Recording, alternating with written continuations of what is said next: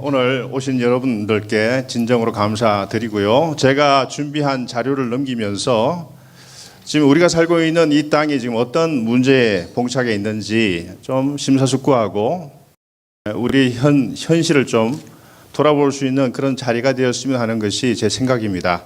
이 짧은 시간에 환경신학 혹은 생명신학 전반을 어떻게 다 다루겠습니까? 그것은 말이 안 되는 이야기지만 문제의식을 갖는 것부터가 중요합니다. 문제의식을 가져야지 우리가 해결할 수 있는 하나의 의지가 생기고 또 함께 연대하고 운동 차원에서 우리가 살고 있는 이 지역 사회만이라도 건전한 사회로 만드는 것, 함께 공생할 수 있는 그런 사회로 만드는 것, 그것이 교회의 책임이라 저는 생각합니다. 그런 점에서 우리 현실을 한번 돌아보는 시간이 되기를 바랍니다.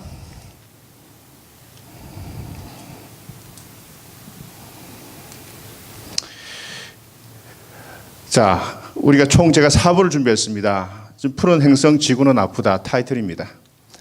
어떻게 아플까요? 이런 많은 문제가 있습니다. 지구온난화, 끊임없이 매스미디어를 통해서 여러분들 그 지구온난화, 기후변화에 대한 이야기를 자주 듣고 있을 거라 생각하고요. 다음에 산성비 문제. 산성비 때문에 우리 인간이 많이 피해를 당하고 있고 건물이 노화되는 현상들이 일어나고 있죠. 사막화.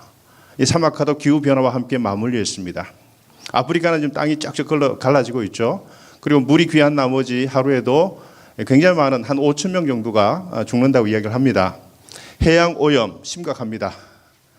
그리고 열대림 소실, 오존층 파괴, 그리고 지금 북극의 빙산이 심각하게 녹고 있어서 바다를 끼고 있는 그러한 도시, 대부분 다 바다를 끼고 있죠. 대도시가 뉴욕이라든지 그리고 남부 해안 도시, 그리고 우리가 살고 있는 캘리포니아도 마찬가지로 한 50년대 되면 많은 땅이 해수면에 침탈당해 가지고 아마 많은 사람들이 이동해야 되는 그러한 비참한 현실에 놓이지 않겠는가 하는 것을 많은 분들이 지금 경고하고 있죠. 과학자들이. 동물 실험을 우리가 한번 유심히 본다면 우리 인간을 위해서 희생당하는 동물들이 참 많습니다. 원숭이라든지 그리고 토끼. 여러분들 특히 여성분들이 사용하고 있는 그런 화장품 때문에 마스카라라든지 그죠? 샴푸 같은 거 이런 것 때문에 동물 실험을 많이 합니다. 그리고 한 3억 마리, 매년 3억 마리 정도가 실험 동물 대상으로 사용되고 난 다음에 나중에 그 안락사시키는 그런 과정을 밟게 되죠.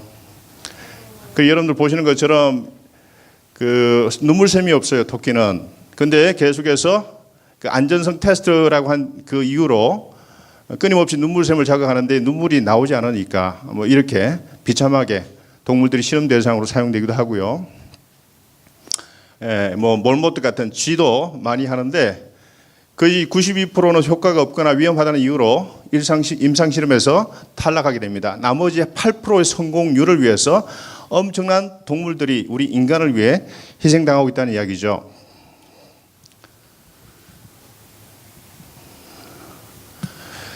이것은 투구개입니다. 투구개 혈액 속에 구리가 있는데 헤모시안이 들어가 있다고 해서요. 이것이 또 인체의 질병을 예방하는데 사용되고 있다고 합니다. 사라지는 생물군, 기후변화로 서식지 파괴와 먹이 부족으로 개체수가 급감한 북극곰, 굉장히 비쩍 말라 있죠. 미국 지질조사국과 캐나다 환경부가 발표한 연구 보고서에 따르면 지난 2004년 1,600마리였던 북극곰이 2010년 900마리로 급격히 감소하고 있다고 합니다. 코뿔소예요. 지금 뿔이 잘려나가 있죠.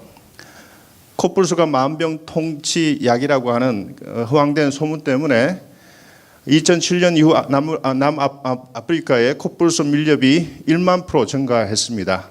1906년대 2,360만 마리였는데 지금 50년 만에 3만 마리로 아주 현격하게 줄어들었습니다.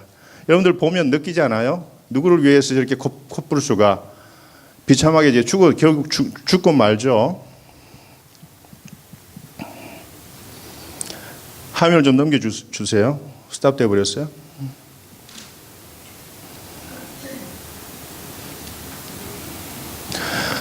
예, 앞에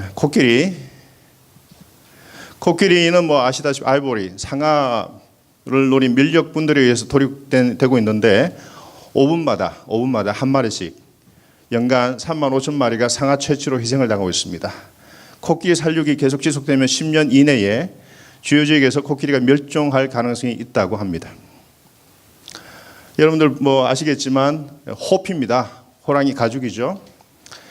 1947년 인도에서 서식하던 호랑이 수가 4만 마리였습니다. 2014년 집계 결과 현재 2226마리만 생존하고 있는 것으로 나타났고요. 세계적으로 생존하고 있는 호랑이 개체 수가 4천 마리에 불과합니다. 옛날 굉장히 많았는데 현격히 인간들의 밀렵을 통해서 그렇게 죽어나가고 있습니다. 이것이 뭐냐 하면 여러분들 보이세요? 이게 뭐 같아요? 저 위에 쌓여있는 게 여러분 뭐로 보이세요? 상아 지느러미예요. 옥상 위에다가 상아 지느러미를 쫙 깔아놨거든요. 싹스핀 요리 아시죠 여러분? 우리가 그거 먹고 뭐 오래 삽니까? 별로 그 몸에 크게 도움도 안 되는데 옥상 가득한 상아 지느러미와 지느러미가 제거된 그 어린 상어들 떼죽음에서 모아놓은 거예요. 매년 1억 마리의 상어가 싹스핀 요리 때문에 죽어가고 있다는 거죠. 지느러미만 잘려나간 채 바다에 버려진 상어는 결국 헤엄을 못 치게 되어서 뱅뱅 돌다가 결국 죽고 맙니다. 수심 깊은 바다에 결국 바닥에 빠져서 죽고 말게 된다는 거죠. 그 다음 우리가 생각해 볼 게 과도한 육식 문화입니다. 자, 육식을 위해 미국입니다. 미국만 카운트하면 1년에 죽어가는 가축의 숫자가 돼지가 1억 100만 마리, 소, 송아지가 3,700만 마리, 말, 양, 염소가 400만 마리, 닭, 칠면조가 80억 마리. 한국의 경우에는 1인당 연평균 육류 소비량이 43.7kg 1인당입니다. 전체 육류 소비량은 어떻게 됩니까? 217만 7,900톤. 자, 이것이 왜 문제가 되냐 하면 가축을 기르기 위해서 오랜 역사를 간직한 아마존 정글을 밀어버려요. 나중에 제가 보여드리겠지만 불도저로 밀든지 아니면 불태워서 그 고귀한 모든 자산들을 한꺼번에 그냥 밀어내버리고 있다는 거죠. 거기다 뭘 하느냐 하면 소가 뜯어먹을 수 있는 풀을 기르기 위해서. 그렇게 해서 과다한 육식 문화 때문에 오랜 역사를 간직한 밀림들이 지금 벌목되고 있다는 겁니다. 자, 이것은 무슨 문제가 있냐면 지구의 온난화를 가속화시키고 있다는 거죠. 결국 그렇게 되면 인간이 살고 있는 이 생태 환경이 심각하게 파괴되는 그러한 결과로 나갈 수밖에 없다는 겁니다. 자, 고기를 생산하려면 콩 등의 식물 생산에 비해 땅, 물, 화석연료, 살 생물체, 그죠? 를 사용해야 된다는 겁니다. 다시 말해서 한 마리의 소를 길러내기 위해서 자원을 낭비해야 되는데 우리는 식물을 먹고도 충분히 생명을 연장하며 살아갈 수가 있습니다. 그런데 과도한 육식 문화 때문에 건강도 해칠 뿐더러 이 지구촌이 너무나 심각하게 우리 인간의 육식 문화 공급을 위해서 그렇게 도륙당하고 있다는 거죠. 소뿐만 아니고 우리 지구 생태 환경이 너무나 심각하게 피폐해지고 있습니다. 소방귀, 온실가스 비중의 13.5%를 차지합니다. 과다한 육식 문화는 육축 정대의 직접적인 원인이 되며 이는 온실가스 정대의 주요 요인으로 작용하는데 이산화탄소보다 메탄가스가 지구온난화의 주 요인이 되는 거죠. 그래서 이 메탄가스, 특히 여러분들 뭐 웃으시겠지만 엄청난 가축을 방목에서 길러내는 것, 요새는 뭐 다 기계식으로 다 길러냅니다만은 그것도 지구온난화의 주요 요인 가운데 하나입니다. 그다음에 공해 문제. 전 세계적으로 공기 오염으로 인한 사망자 수가 매년 200만 명이에요. 한 살인 사건이 일어나면 신문마다 난리가 나지 않습니까? 사실 이것은 간접적인 살인이거든요. 그래서 이것에 대해서 우리는 무감각합니다. 뭐 죽을 수 있겠지. 그런데 200만 명이면 여러분들 상당히 엄청난 전쟁을 해도 이렇게 많이 죽어나가지 않습니다. 그런데 우리는 그것에 대해서 별로 감각이 없죠. 스모그 문제. 서울 도심을 찍은 스모그로 꽉 찬 서울 도심 사진입니다. 지구 온난화에 따른 빙산의 해빙으로 인한 북극 동물들의 순환도 우리가 생각을 해봐야 되겠죠. 아시다시피 복사열이 일단 와서 튀어나가야 되는데 지구 바깥으로 나가지 못하고 다시 두꺼운 이산화탄소막에 갇혀가지고 다시 나오는 거죠. 거기다가 여러분 아시는 것처럼 복사를 가장 많이 시키는 곳이 뭐냐면 바다입니다. 두 번째가 빙산이고요. 그 다음에 육지입니다. 아시다시피 이 빙산이 급격히 녹고 있기 때문에 다시 말해서 지구의 온도를 가두어서 더 급격히 지구 온난화로 가열차게 해주는 중요한 요소가 되는 거죠. 이것이 다 유기적으로 맞물려 있다는 거예요. 단순히 우리 인간만 사실 사라지면 지구 전체는 사실 굉장히 피스풀한 그런 글로벌 지구촌이 되지 않겠나 생각하는데, 사실 인간이 이 생태 환경 파괴의 주요한 요인이 되고 있다는 것을 한번 생각해 볼 필요가 있습니다. 해빙이 지금 급격히 이루어지고 있어서 결국 대도시가 다 바다를 끼고 있는데 강도 있고요.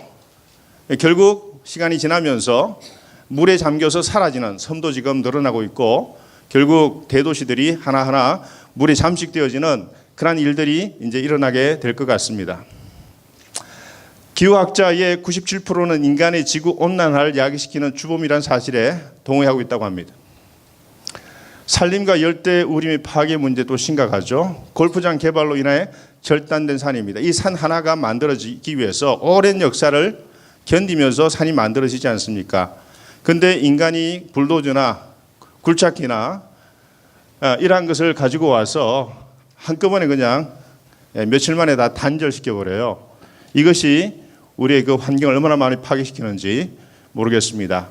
지구의 허파로 불리는 아마존 열대우림의 파괴가 지속되고 있는데, 자, 이것이 여러분 2000년대고요. 탑에 있는 것이 그 다음에 2004년, 2008년인데 허옇게 보이는 부분이 뭐냐 하면 벌목을 통해서 숲이 지금 사라지고 있는 거예요. 그것을 지금 보여주고 있는 겁니다. 금세기 말 모든 열대우림이 사라질 전망입니다. 여러분 보시다시피 불도저라든지 불을 또 지펴가지고 울울창창한 오랜 역사를 간직한 이 밀림을 결국 밀어내 버리고 있다는 거죠. 결국 시간이 지나면 이것이 다 사라지고 나면 지구의 허파 역할을 하는 아마존 정글 전체가 사라지게 되고 지구 온난화가 가열차게 일어나게 되고요. 결국 그것은 우리에게 고스란히 되돌아오게 될 것입니다. 아마존을 끼고 있는 브라질의 경우에 한 달에 42명의 환경운동가들이 개발업자들이 고용한 킬러에 의해서 살해를 당하고 있습니다. 한 달에 42명입니다. 아마존 밀림에서 벌목하고 있는 일꾼의 모습이고요. 옛날 같은 경우 톱을 켜가지고 나무를 한 그루씩 잘라냈지만 지금은 기계톱으로 갖다만 대면 아름드리 나무도 그냥 잘라져 나가니까 이게 순식간에 이루어지는 거예요, 벌목이. 그러니까 여러분 그 울창창한 그 밀림이 짧은 시간 내에 이런 식으로 벌목되어지는 이런 일들을 경험하고 있는데 다 돈을 위한 거죠. 돈이 되면 사람은 이런 일도 충분히 할 수가 있다는 이야기입니다. 자본주의가 가지고 있는 한계고 문제라고 저는 생각합니다. 욕망으로 불타고 있는 아마존 밀림이고요. 파괴된 아마존 밀림 보시면 이게 다 벌목된 하나의 부분을 보여주고 있죠. 아마존 숲은 대규모 벌목과 경자, 개발 사업 등으로 유례없는 속도로 파괴되고 있습니다. 이 같은 상태라면 향후 30년, 50년 안에 아마존 전체 생태가 파괴됩니다. 이것이 브라질만의 문제가 아니고요. 볼리비아의 문제만이 아니고 남미의 문제가 아니고 지구 전체의 문제라고 하는 거죠. 결국 이 아마존이 유일하게 남아있는 어떻게 생각하면 밀림인데 이것이 만약 사라지고 나면 산소 공급이 안 돼요. 결국 이산화탄소 양이 점점 증가될 거고 그러면 기후변화가 심각하게 일어나게 될 거고요. 허리케인이 더 강력해지고 그리고 곳곳에 홍수가 날 거고 또 다른 한쪽 끝에서는 가뭄이 일어나서 우리 삶의 환경 자체가 극심한 변화를 경험하게 될 겁니다. 인간이 거기에 과연 적용할 수 있을까? 저는 적응을 못한다 생각합니다. 자, 쓰레기 문제죠. 자, 우리가 쓰레기를 바깥으로 버리지는 않습니다. 지구 바깥으로. 결국 그 쓰레기는 다 지구 안에 어딘가 쌓여 있다는 이야기입니다. 미국 같은 경우에는 우리 생활 쓰레기를 다 버리는데 어디 버리는지 아세요? 아리조나 같은 그 사막 지역에다가 땅을 파가지고 거기다 매몰하는데 1년에 도시 하나가 만들어져요. 쓰레기 도시가. 이것은 여러분 아시다시피 모든 생활 폐기물들이요, 몇 개월 만에 이게 분해되지 않습니다. 어떤 것은 수백 년, 수만 년 걸려요. 플라스틱 제품 같은 경우에는 다 그게 탁식, 독소를 가지고 있단 말이죠. 땅이 망가지게 될 수밖에 없습니다. 해변가 플라스틱 쓰레기, 이게 뭐냐면 여러분들 유리 조각 있죠? 유리 조각. 이것이 썰물과 밀물에 밀려가지고 동글동글하게 된 글래스 비치라고 캘리포니아에 있다고 합니다. 예쁘죠? 베이징 외곽에 한 오염된 수로에 쌓인 쓰레기 더미들. 사이언스에 발표된 논문에 따르면 2048년까지 현재와 같은 해양의 오염 상태가 지속된다면 식용 가능한 어패류는 전멸할 것으로 예상됩니다. 아마 여러분은 앞으로 생선 못 먹어요. 오염되어서도 못 먹고 먹을 생선이 없는 게 트롤선 아시죠? 트롤선. 저인망을 해가지고는 밑에 있는 씨앗, 고기 씨까지 다 말려버려요. 옛날 같은 경우에는 작은 고기들은 바깥으로 다 살려고 큰 생선 만들려고 다 바깥으로 방어를 했죠. 보냈단 말이죠. 근데 지금은 작은 생선까지도 다 잡아들이고 있거든요. 옛날 우리 한국 같은 경우에도 국민 생선하면 고등어 아닙니까? 고등어 지금 못 먹어요. 굉장히 비쌉니다. 생태하니까 여러분 생태하니까 그 생태 생각하시는 분이 계신데 그 생태 못 먹어요. 지금 못 먹고 있습니다. 먹기가 이제 힘든 그런 생선이 되고 말았어요. 그리고 지구 온난화가 만약 이루어지게 되면 한류와 난류가 교차를 해서 이것이 순환로가 생김으로써 산소 공급이 이루어지고 해양 생태계가 그렇게 살 수 있는 공간이 되는데 한류와 난류가 교차되지 않죠. 왜냐하면 빙하가 녹게 되면 그 다음 뭡니까? 한류가 생기지 않아요. 차가운 물이 공급되지 않잖아요. 그럼 결국 조류가 스탑되고 맙니다. 조류가 스탑된다. 그것이 무엇을 의미합니까? 바닷물이 썩는다는 이야기죠. 여러분 이게 심각한 문제죠. 왜냐하면 우리는 이때 살다가 아마 떠나면 되겠지만 우리 다음 자녀 세대는요, 만약 이 상태로 계속 지속된다, 우리 삶의 조건들이 너무나 많이 피폐해져 가지고 살 수 없는 공간이 될 확률이 많습니다. 기름 유출로 기름을 흠뻑 뒤집어선 바다세. 이건 뭐 자주 여러분들 신문을 통해서 자주 접했던 거고요. 해마다 인간이 버린 쓰레기로 죽어가는 해양 동물들인데 이게 다 뭐냐면 바다에 버렸던 거물 있잖아요. 폐망. 이것에 걸려가지고는 그게 죽어나가는 거예요. 왜 이 짐승들이 우리 때문에 죽어나가야 합니까? 인간이 조금만 더 신경 써주고 보호해주면 되는데 보호를 못하는 거죠. 그냥 버리는 거예요. 바다는 그냥 버리면 다 해결해주는 그러한 창고로 생각하시는 것 같아. 그러니까 뭐 바다에 그냥 버리는 거예요. 배 타고 가는 그 어부들이 다 바다에 다 버려요. 미국 캘리포니아 산타바바라 앞에 있는 오일 펜스 위에 쉬고 있는 바다 사제의 모습인데 떨어진 어망에 이것이 걸려가지고요, 완전 깊게 파여 있습니다. 낚싯줄에 걸려 죽은 바다 거북, 이게 한두 마리겠습니까? 새끼였을 때 낚싯줄에 걸린 다음 그 상태에서 살아버린 그린시 터럴입니다. 거북이가 플라스틱 링에 끼게 된 후, 여러분들 아시죠? 그 맥주 캔 여러 가지 다발로 해가지고 묶어놓은 그 플라스틱으로 된 비닐 같은 거 있잖아요. 우리는 무심코 버린단 말이죠. 버리면 이게 빗물 타고 강을 따라 흘러가다가 바다에 딱 들어가게 되면 그게 이제 어린 거북들이 딱 걸려가지고 계속 자라는 거죠. 자라면서 이렇게 되는 거예요.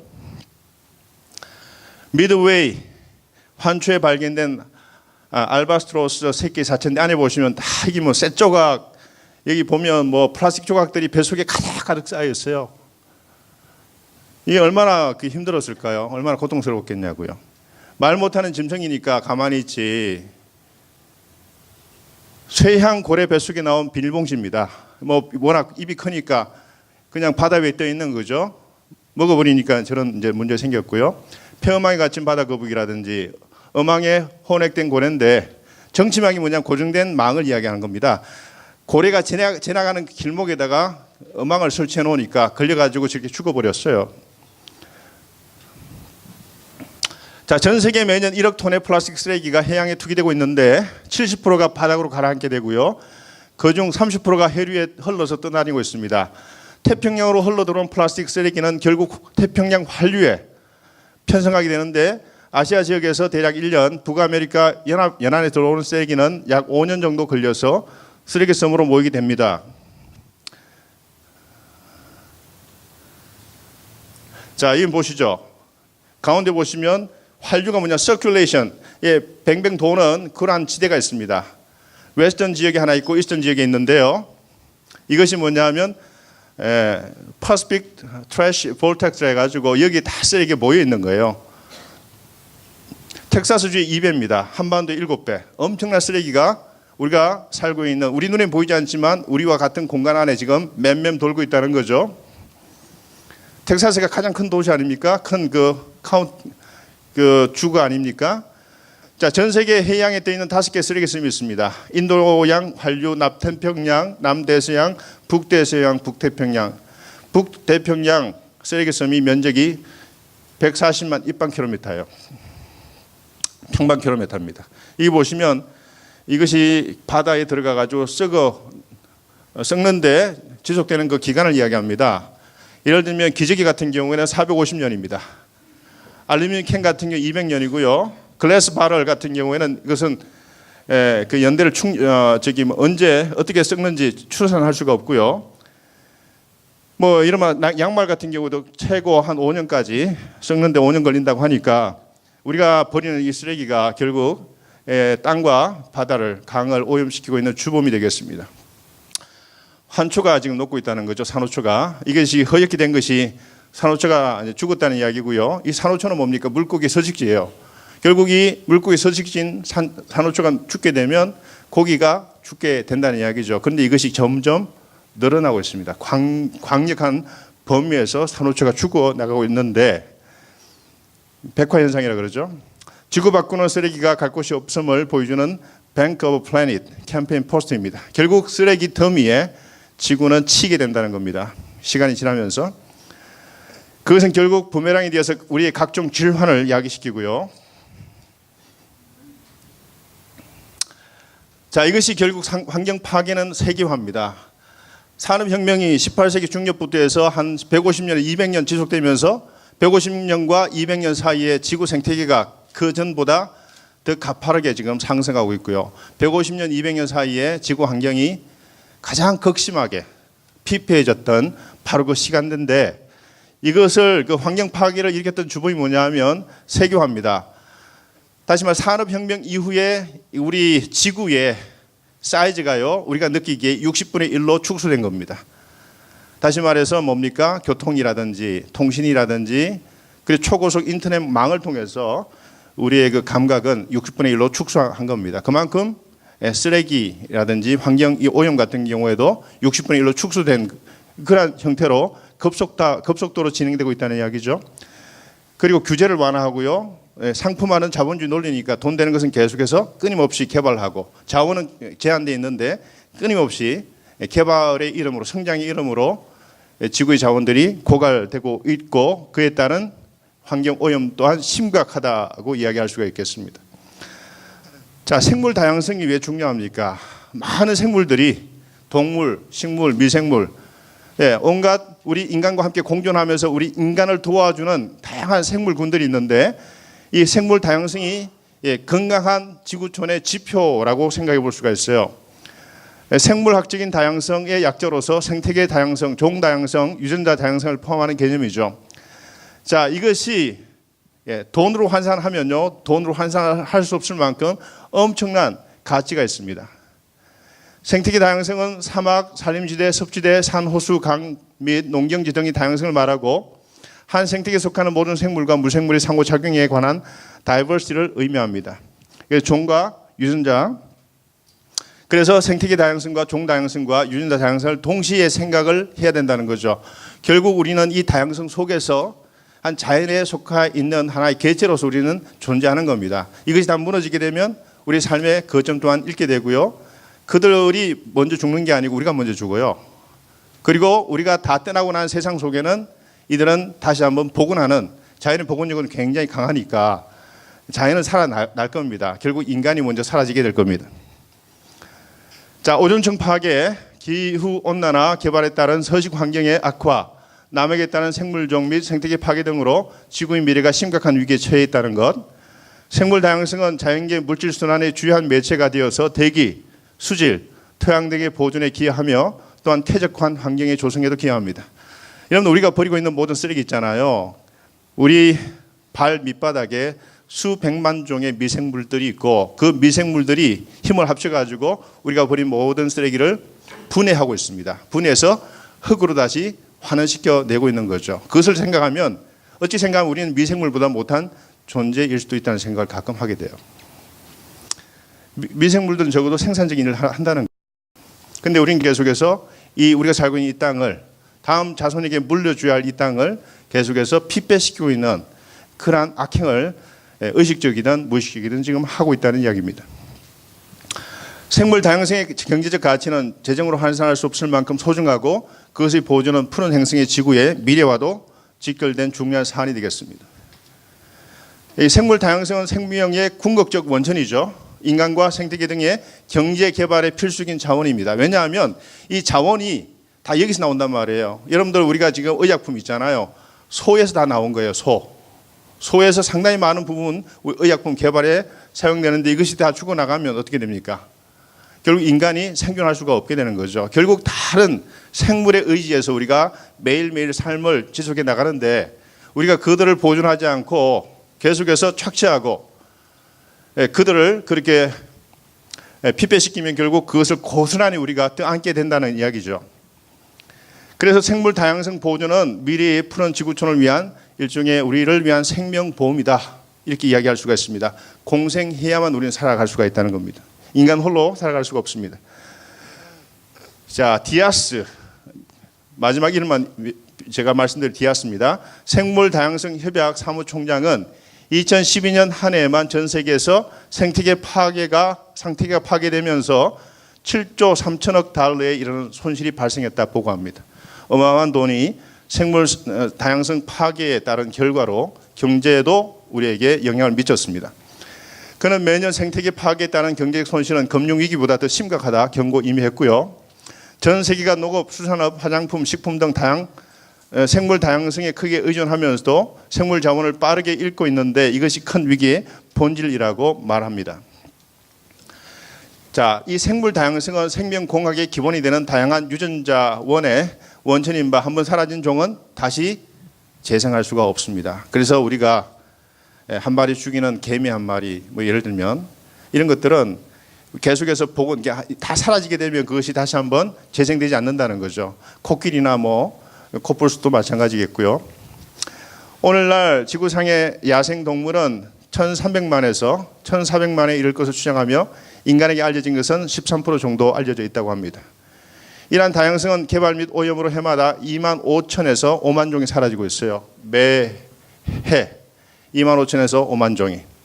2000년대까지 100만 종, 30년 내에 지구 전체 생물종의 25%가 멸종할 것으로 예상되는데 이 생물 다양성이 건강한 지표라고 이야기했죠. 이것이 점점 사라진다는 것은 결국 우리 삶의 조건들이 피폐해지고 있다는 하나의 인덱스가 되겠습니다. 자, 그렇다면 이 자연과 인간의 관계를 우리가 어떻게 생각해 볼 수 있을까요? 2부에서 한번 그것을 생각해 보기를 원합니다. 자, 기계론적 인간 중심주의 생태관이죠. 산업혁명을 일으켰던 바로 그 사조, 사상, 철학 사상이 뭐냐면 기계론적 인간 중심주의 생태관인데 그때 자연을 어떻게 생각했냐면 창조로 생각했습니다. 자, 기계론적 우주관은 계몽 사상의 원조로 할 수 있는데 데카르트에 의해 태동되게 되죠. 합리주의 철학의 시조였습니다. 데카르트의 기계론적 자연관에 근거하여 18, 19세기에 근대 과학혁명이 일어나게 되죠. 존 로크는 있는 그대로의 자연은 낭비며 자연을 이용해 무언가를 창조해야 가치가 있다 생각이기 때문에 자연을 무한정하게 개발하고 착취해야 할 대상으로 생각한 겁니다. 토마스 홉스는 자연은 만인에 대한 투쟁의 장소라 했고요. 자연을 문명 개발을 위한 착취 대상으로 인식해서 여기서 바로 제국주의 사상이 나오게 되고 식민지가 개발되기 시작한 겁니다. 자, 아는 것이 힘이다 말한 프란시스 베이컨은 자연에서 많은 지식을 얻어내는 것이 바로 힘이라 주장했고요. 지식이 자연을 정복하는 인간의 힘이 된다는 그의 주장은 자연과학적 지식과 그것이 개발한 기술을 다른 민족뿐만 아니라 자연 환경을 지배할 수 있는 힘의 원천으로 보는 인간 중심적 세계관을 반영하고 있습니다.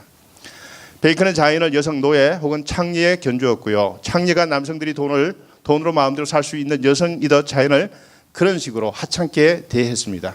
다시 우리와 함께 공생해야 할 하나의 파트너로 생각하는 게 아니고 지배하고 착취하는, 그렇게 하더라도 끊임없이 자연은 우리에게 뭔가를 공급해 줄 수 있는 그런 걸로 생각했다는 거죠. 만약 이것을 한번 생각해 본다면 어떤 문제점이 있을까요? 자연을 단지 경제학적인 측면에서 저울질하여 그 효용성을 여부를 가늠하는 인간 중심적 가치 체계입니다. 인간 중심이란 말은 자연이 인간을 위해 존재할 뿐이라고 생각하는 거죠. 자, 그 결과 인간은 자연을 수단과 방법 가리지 않고 착취할 수 있는 대상으로 여기게 되었고요.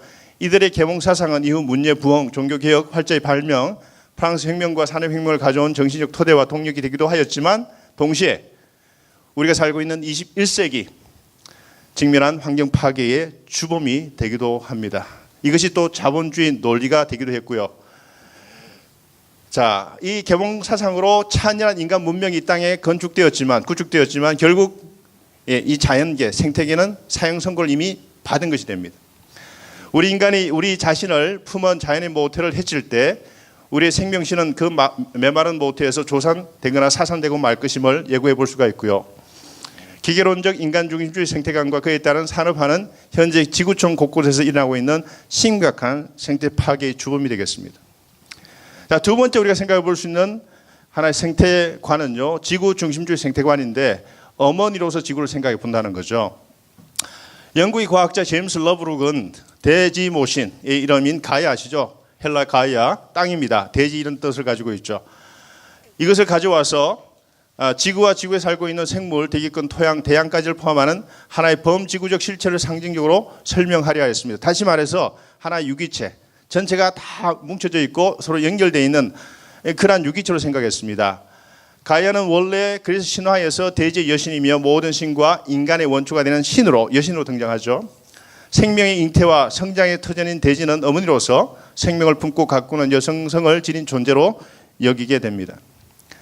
그래서 이 러브룩이 주장했던 게 아주 유명한 가이아 이론이에요. 지구상의 모든 생명체는 외부 환경으로부터 자유 에너지를 섭취하여 자기 생존에 맞게 조절하는 능력을 지녔고, 살아있는 지구는 지구의 생물권, 대기권, 대양 그리고 토양까지를 포함하는 하나의 복합적인 실체이며, 가이아는 지구상의 모든 생물들을 위하여 스스로 적당한 물리적 화학적 환경을 조성, 그래서 항상성을 유지할 수 있는 시스템을 가지고 있다라고 그렇게 이러한 주장을 펼쳤습니다. 자, 이 가이아는 생물권을 포함하여 30억 년 넘게 우리 행성 지구를 생명에 알맞게 유지한 역동적인 생리학 시스템으로 생각했고요. 이 이론의 혁명적인 이유는 지구가 단순히 죽어있는 암석 덩어리와 그것을 둘러싸고 있는 기체로서 생명체를 지탱시켜주는 것만이 아니라 생물과 무생물이 상호작용하면서 지구를 건강하게 유지하기 위하여 스스로 진화하고 변화하는 하나의 생명체이자 유기체라는 주장이었기 때문에 이것이 굉장히 혁명적인 하나의 발상이었습니다. 자, 안전 시스템을 건 뒤 원자로를 가동시킨 공학자들의 치명적인 행동으로 인하여 결국 가이아를 폭발한 체르노빌 원전 사고처럼 러브룩은 가이아를 대하는 인류의 방식이 그들과 같이 어리석으며 그 결과 지옥이라고 말할 수 있는 방향으로 옮겨가기 직전 상태에 처해 있다, 그런 지적을 했습니다. 자, 지구 중심주의 생태관의 태동은 자연이 인간과 대등한 차원을 넘어서 자연을 신격화하지 않으면 오늘날 생태계 위기가 해결되지 않는다는 인식이 출발합니다. 이것이 가지고 있는 하나의 맹점이기도 해요. 자연을 하나의 신격화, 여신처럼 대하는 방식으로 그렇게 지구를 대해야 한다, 이런 거죠. 자연을 신격화하는 범신론이나 만유 안에 하나님이 있고 하나님 안에 만유가 있다는 범죄신론으로 나가지 않으면 환경 위기가 해결되지 않는다고 판단합니다. 이것은 가이아 가설에서 출발하여 오늘날 가이아 이론으로 발전한 소위 범신론적 생태관이라 할 수가 있습니다. 자, 이것을 가지고 한번 생각해 본다면 과학자들은 우주라는 광대한 공간에서 생명이 사는 별 하나가 생겨날 확률은 몇십억 년에 걸쳐 몇 억분의 1에 아주 불가능하다는 거죠.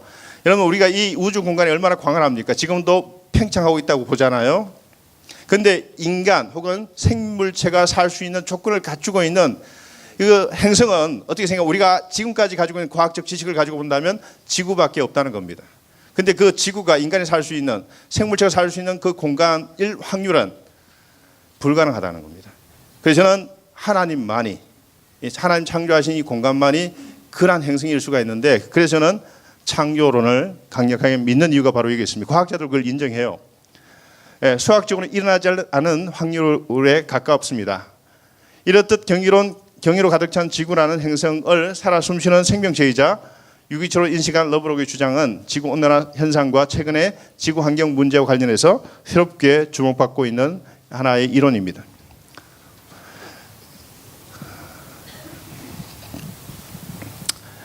자, 근데 문제가 있죠. 부정적으로 생각해 본다면 생태 중심주의는 인간을 단지 많은 종들 가운데 하나로만 인식하는 관점에 문제가 있습니다. 심지어 성경이 자연보다 인간을 우월하게 본다고 하여 성경까지도 반대하고요. 이렇게 모든 가치가 평준화가 되는 생태 중심주의는 인간의 가치가 상대적으로 낮아지므로 도덕과 윤리를 다루는 영적 또는 형이상학적 차원이 결여되어 있습니다. 이것이 진화론과 맞물려 가지고 진화론적 하나의 생태관이라고 할 수가 있다고 볼 수가 있습니다. 자, 우리가 마지막으로 생각해 볼 수 있는 생태관은 인간의 파트너로서의 자연을 생각해 본다는 거죠.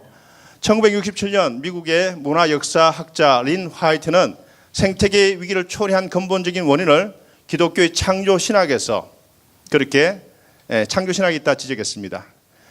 그는 특히 자연을 다스리며 지배하라는 구약 성서의 창조 명령과 오직 인간만을 하나님의 형상으로 간주한 기독교의 창조 신앙이 모든 문제의 원인 제공자라 규정합니다. 다시 말해서 하나님의 그 창세기에 나온 창조 명령을 지구 환경을 파괴하고 개발하고 착취하는 그런 걸로 오해했다는 거죠. 논문에서 그는 자연에 대한 인간의 착취의 뿌리는 창세기 1장 28절의 정복 명령에서 비롯됐다고 주장합니다. 하나님이 그들에게 복을 주시며 하나님이 그들에게 이르시되 생육하고 번성하며 땅에 충만하라 땅을 정복하라. 이제 이 구절이죠.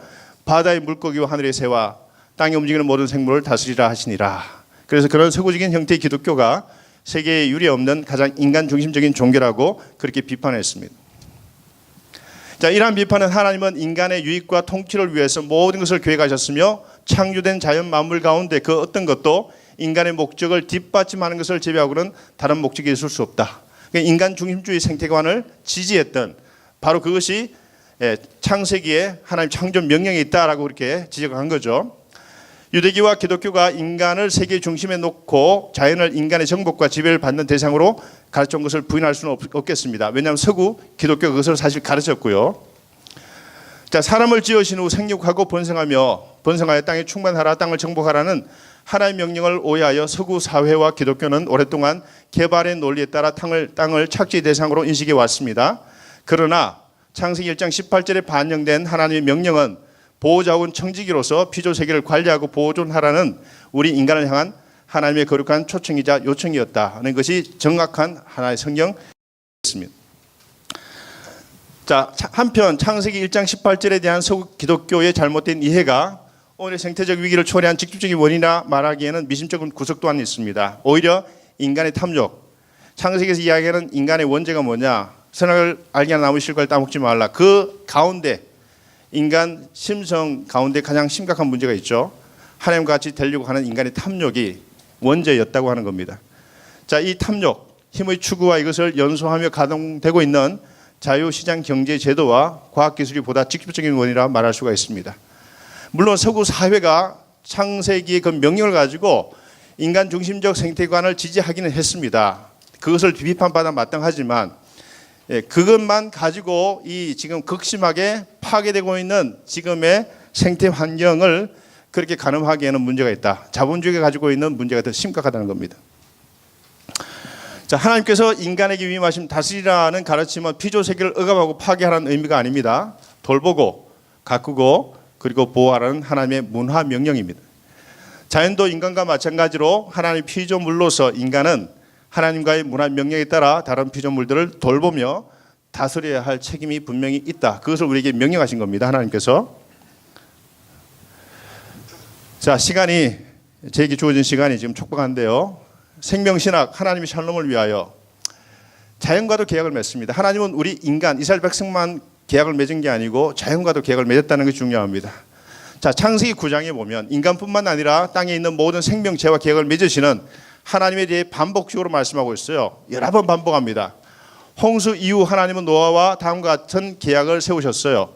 내가 내 언약을 너희와 너희 후손과 너희와 함께한 모든 생물 곧 너희와 함께한 새와 가축과 땅의 모든 생물에게 세우리니 방주에서 나온 모든 것 곧 땅의 모든 짐승에게 니라. 인간만이 하나님의 계약의 대상이 아니고 모든 생물이 하나님의 계약의 대상이었음을 다시 한번 확인해 주셨습니다. 하나님이 모든 피조물이 공존하고 있는 지구 공동체와 맺으신 계약이라고 하는 점에서 이 구절이 지닌 생태신학적 의미는 결코 가볍지 않겠습니다. 이는 인간 중심적 신학과 세계관이 지닌 잘못을 제대로 짚어주고 성경의 생태신학적 전망을 강하게 전개해주고 있죠. 자, 그래서 노아의 방주와 노아와 그의 가족만을 보호하기 위한 계약이 아니었다. 그것은 다른 피조물을 보존하시려는 하나님의 의지가 그 속에 담겨 있다라고 생각해 볼 수가 있습니다. 방주에 태워진 것은 정결한 짐승뿐만 아니라 부정한 것까지 다 포함됐다는 것도 중요합니다. 창세기 9장 1절로 17절과 관련하여 존 올리는 하나님이 지구의 종의 다양성을 풍족하게 보존하려는 의도를 표명하고 있는 내용이라고 그렇게 주장도 했습니다. 자, 기원전 8세기의 예언자였던 호세아는 북왕국 이스라엘의 심판 후에 있을 하나님의 구원 은총에 대해 언급하면서 하나님께서 이스라엘을 위하여 자연계에 속한 모든 피조물과 우주적인 카스믹 카버넌트예요. 그것을 맺으실 것이라 말씀합니다. 그날에는 내가 그들을 위하여 덜 짐승과 공중의 새와 땅의 곤충과 더불어 언약을 맺으며, 자, 언약을 맺는 대상이 하나님이 언약을 맺는 대상이 인간이 아니죠. 덜 짐승, 공중의 새, 땅의 곤충과 더불어 언약을 맺습니다. 또 이 땅에서 활과 칼을 꺾어 전쟁을 없이 하고 그들로 평안히 눕게 하리라. 일종의 샬롬이죠. 하나님 원하시는 샬롬을 이 땅 가운데 구축하는 것, 그것이 하나님의 뜻입니다. 결국 하나님 구속 사역의 궁극적 목적은 이 땅의 샬롬이에요. 우리 인간만의 샬롬이 아니고 우리 인간이 살고 있는 이 땅 모든 생물체의 샬롬을 이야기합니다. 마지막 날에 있을 하나님의 나라에 대한 이사야의 묘사는 태초에 있었던 하나님의 창조에 상응하는 것으로서 하나님의 새 창조가 어떤 모습을 가지고서 나타날 것인가에 대하여 상세하게 언급하죠. 우리가 잘 알고 있는 구절이에요. 이사야 6장 11장 6절로 8절인데 이와 어린 양이, 표범과 어린 염소가, 송아지와 어린 사자가, 살찐 짐승이 함께해서 어린아이에게 끌리며 암소와 곰이 함께 있고요. 그리고 어린아이가 뱀굴에 손을 넣어도 물리지 아니하는, 그것이 뭡니까? 이상적인 하나님 원하시는 이 땅의 샬롬을 간직하고 있는 그런 나라를 원하신다는 겁니다. 이것이 하나님 나라의 궁극적 목적이에요. 하나님이 이루신 구속 사역으로 인하여 이 땅에 평화가 다시 깃들고 새로운 질서와 조화가 넘치는 세상이 도래한다는 비전을 제시합니다. 피조물 사이에 더 이상 죽고 죽이는, 먹고 먹히는 살벌한 상황이 재현되지 않는 평화의 나라에 대한 이상이 분명히 반영되어 있습니다. 모든 피조물과 우주적 계약을 맺으신 하나님은 우리에게 자연 질서의 보존과 회복의 사역을 맡기셨다 가르칩니다. 우리가 하나님이 지으신 이 땅을 돌보고 관리할 청지기가 되어야 하는 이유가 바로 여기 있다. 우리는 생각해 볼 수가 있겠죠. 자, 생태적 예수님과 녹색 은총입니다. 우리가 하나님의 나라를 어떻게 비교하며 또 무슨 비유로 나타낼까? 겨자씨 한 알과 같으니 땅에 심길 때에는 땅 위의 모든 씨앗보다 작은 것이로 돼 심긴 후에는 자라서 모든 풀보다 커지며 큰 가지를 내나니 공중의 새들이 그 그늘에 깃들일 만큼 되느니라. 팔레스타인 농경 사회를 배경으로 해가지고 여러 가지 많은 것을 설명하지 않습니까? 말씀하실 때 공중에 나는 새를 보라, 들의 백합화를 보라, 그리고 농사꾼이 늘 간직하고 있는 겨자 씨앗을 가지고 말씀하셨습니다. 생태적 하나의 메시지였죠. 이제 하나님 나라를 설명하기 위해서 이 작은 겨자 씨에 빗대어서 말씀하셨습니다. 그래서 하나님 나라의 성장을 형성화, 이미지 메이킹을 통해서 청중들에게 하나님 나라가 어떠한 나라인가를 설명하는데 이미지 메이킹을 통해서 설명하셨습니다. 나는 참 포도나무요 내 아버지는 농부라. 생태적 이미지죠. 생태적 메시지고요. 위 말씀과 솔로몬의 모든 영광보다 뛰어난 들의 핀 백합화, 가루 서마를 부풀게 하는 누룩, 해를 악인과 선인에게 비추시며 비를 의로운 자와 불의한 자에게 내려주시는 하나님에 관한 말씀, 이게 다 생태적인 이미지를 다 간직하고 있는 예수님의 주요한 말씀들입니다. 자, 생태적 예수님의 말씀은 땅과 하늘, 인간과 자연을 분리시키지 않죠. 하늘로 묶어내는 힘과 spirituality, 영성의 분명히 그 속에 생동하고 있습니다. 독일의 언론인이자 환경 전문가인 프란츠 알츠는요, 예수님을 생태주의자로 소개하면서 그의 제자로서 우리에게 요구되는 의무에 대하여 다음과 같이 주장합니다. 예수가 이해한 종교, religion, religio로죠. 라틴어로 다시 묶다는 의미입니다. 묶는다, 다시 묶는다, 유나이트 한다는 겁니다. 자, 우리 자신을 아버지 창조자, 창조 세계 자연 생명과 다시 묶는 것이다. 우리가 이 religion을 하나님, 자연, 생명과의 연결로 이해한다면 여기에는 하나의 윤리적 의무가 뒤따른다. 즉 우리 자신과 우리 후손과 모든 생명을 해치는 것이 아니라 그것을 보존하고 창조세계 보존을 도와야 할 의무가 우리에게 있다. 릴리전의 가장 본질적인 게 뭐냐? 다시 연결하고 묶는 겁니다. 해체시키는 것이 아니고 파괴시키는 것이 아니고 함께 살아갈 수 있는 하나의 생명 환경을 만들어가는 것이 바로 예수님의 메시지의 중심이 아니었는가 추정해 볼 수가 있다는 겁니다. 적색 은총과 녹색 은총이 있죠. 예수께서 피 흘려서 십자가에서 피 흘려서 우리를 구속하신 은총이 있다고 한다면 그린 라이트의 은총이 있다는 겁니다. 하나님 나라는 인간의 의지나 소망이 아닌 하나님의 주권이 다스리는 곳입니다. 그래서 어떤 공간적 개념도 있지만 하나님의 파워, 하나님의 reign, 통치가 있는 곳이 하나님 나라라고 설명합니다. 하나님의 주권을 부정하고 대신 탐욕으로 다스리면서 재앙이 이미 시작된 겁니다. 왜 이 땅이 이렇게 피폐하고 생태 환경이 이렇게 험악하게 바뀌었는가? 하나님의 통치를 인정하지 않은 세상으로 흘렀기 때문이고요. 그 대신 인간의 탐욕, 다시 말해 원죄였습니다. 그게 원죄의 뿌리였고 지금도 활개치고 있습니다. 인간의 원죄인 탐욕이 활개치면서 우리가 살고 있는 공간마저 함께 피폐해지고 인간의 심성과 영성이 망가지고 있는 겁니다. 그렇기 때문에 생명을 아끼지 않는 거예요. 마구잡이로 대하는 거죠.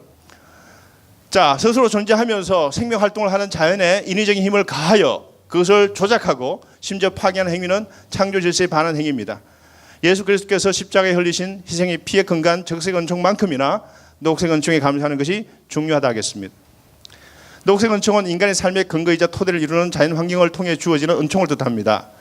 피조물 속에 자리하신 하나님의 현존을 온몸으로 경험하며 피조물 속에서 터져나오는 고통과 탄식, 피조물이 다 이제까지 함께 탄식하며 함께 고통을 겪고 있는 것을 우리가 아느니라. 누구 때문에? 우리 인간의 죄 때문에, 우리 인간의 죄성 때문에.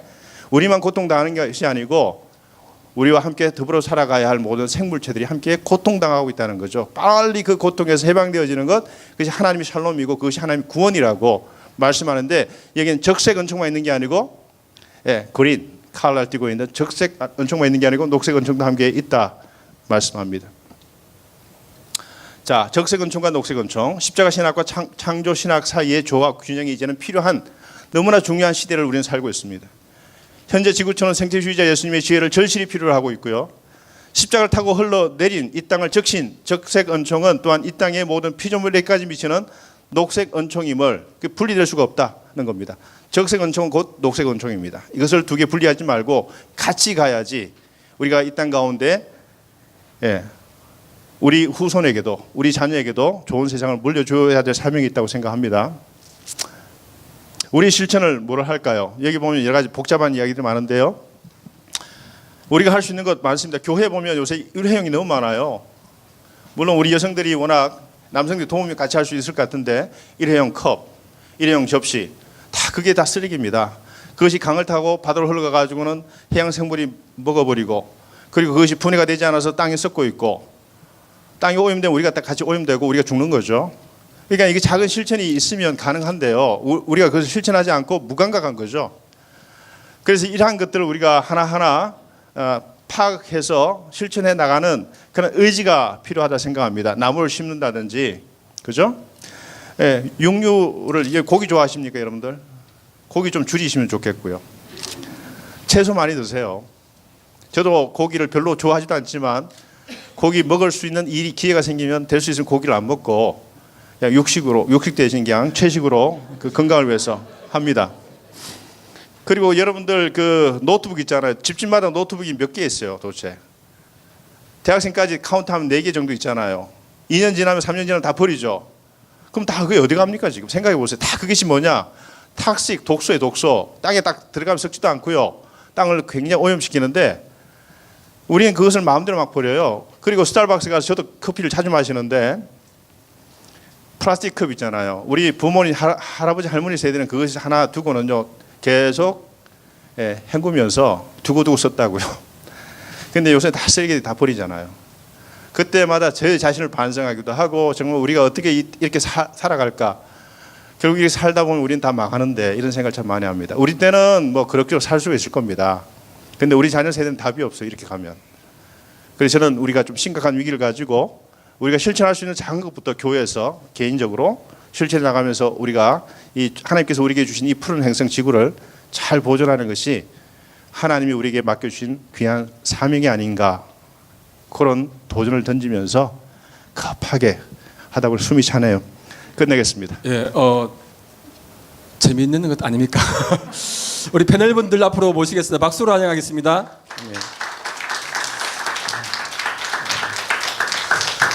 예, 꼭 경찰청 사람들 같은데 뭔가 범죄자가 이제 나와야 될 것 같고 그런데 예. 일단 저희가 시간이 좀 지났지만 그래도 패널 함께 또 토론한 시간 갖고 그리고 난 뒤에 또 여러분 질문 직접 받도록 그렇게 하도록 하겠습니다. 이거 여러분 보시기에 왼쪽이죠. 왼쪽에 계신 분들이 오늘 패널 토의에서 찬성을 맡으신 분들입니다. 그러니까 총장님의 의견에 지지하는 분들이죠. 생명신학이 있어야 된다라고는 분들인데 우선 강무준 교수님 나오셨습니다. 박수로 환영하겠습니다. 예. 본교에서 산타페 문화원 원장이시고 기독교 윤리 가르치는 교수님이십니다. 그리고 우리 이준호 전사님 함께 찬성 입장입니다. 네, 박수로 환영했습니다. 네, 반대 입장은 우리 송일 교수님, 본교에서 신약학 가르치는 교수님이십니다. 박수하겠습니다. 네. 그리고 반대 입장 우리 황다니엘 전사님, 네, 박수하겠습니다. 여러분 보시면 아시겠지만 총장님 쪽에서는 찬성 쪽이고 우리 저쪽에서는 이제 반대 쪽인데 우리 송일 교수님하고 황다니엘 전사님은 우리 반대 입장이라는 것은 그야말로 총장님에 대한 반대거든요. 그것은 이제 앞으로 앞날이 위태롭다는 것들을 반영하는 건데 그럼에도 불구하고 진리를 말하지 않을 수 없다는 마음으로 꼭 반대하고야 말겠다라는 입장으로. 송 교수님은 사직서 준비하시고요. 송 교수님 바로 신약학 후배거든요. 예, 직속인데 앞날이. 황다니엘 전사님 제가 좀 감옥 듣고 있는데 학점이 지금 걱정이 안 되는지 모르겠습니다. 우리 강무준 교수님하고 이준호 전사님 줄 잘 타셨습니다. 예, 앞으로 시온의 대로가 임할 것입니다. 예. 총장 기호해 주십시오. 예, 저희가 먼저 이렇게 좀 재미 각본 삼아 우리가 할 때 먼저 반대가 있어요, 그죠? 반대 입장에 반대를 해서 반대가 아니고 이분들은 역할을 맡으신 겁니다. 그래서 우리 먼저 송일 교수님께서 우리 강우준 교수님한테 일단 그 반대 입장에 대해서 한 말씀 좀 해주시면서 질문해 주시고 다음에 또 다니엘 전사님이 또 반대 입장으로 또 질문을 하도록 그렇게 하도록 하겠습니다. 예, 마이크를 사용하시면서 한번 말씀해 주시기 바랍니다. 네, 반갑습니다. 먼저 존경하는 강우준 교수님 또 친애하는 우리 이준호 학우님 같이 또 이렇게 함께 시간 보낼 수 있게 돼서 영광으로 생각을 합니다. 박동실 교수님도 말씀하셨지만 제가 여기 앉고 싶어서 반대 자리에 앉은 건 아니고요. 앉으라 그래서 앉았고요. 그래서 맡은 역할이 있기 때문에 그 맡은 역할을 충실히 하고자 합니다. 일단 총장님 강연을 들으면서 많은 부분 수긍할 수 있었고요. 다 반대하는 것은 무리다. 왜냐하면 맞는 부분이 많았기 때문에 처음부터 끝까지 다 반대를 하고 그러는 것은 아무리 이 자리에 앉아 있지만 반대 입장이지만 무리수다라는 생각을 제가 몸을 사리시는군요. 그 중에 한 가지 제가 먼저 말씀을 드리고 싶은 부분은 아까 투구개가 나왔는데요. 의학 용도로 사용되는 그런 생물이죠. 생물인데 과연 그런 것 투구개의 입장, 생물의 입장에서만 바라볼 수 있는 문제인 것인가? 많은 수많은 개수의 투구개가 희생이 됨으로 인해서 죽어가는 사람이 또 죽어가는 영혼이 한 생명이라도 살 수 있다면 예수님께서는 한 생명을 천하보다 귀하게 보셨는데 의미 있는 일이 아닐까라는 생각을 해봅니다.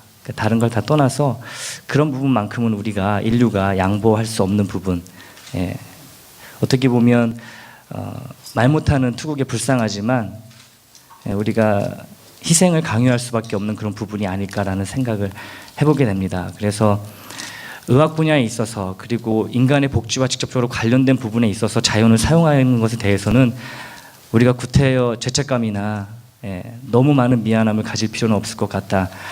지금 발표하신 그런 내용들을 쭉 보게 되면 생태 보존을 위한 그 한편으로 이렇게 좀 집중되어 있는 편향되어 있는 그런 내용으로 되어 있습니다. 그 반대로 우리가 또 자연을 사용함으로써 또 이용함으로써 상대적으로 얻게 되는 또 밝은 면도 많이 있는데 그런 부분은 언급이 되지 않은 상황을 보게 될 때 이런 부분은 좀 적어도 이 부분만큼은 언급을 하고 지나가는 게 좋지 않을까라는 생각을 하면서 투국의 사용을 저는 적극적으로 찬성을 합니다.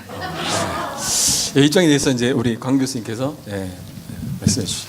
해박한 지식에 놀라울 뿐입니다.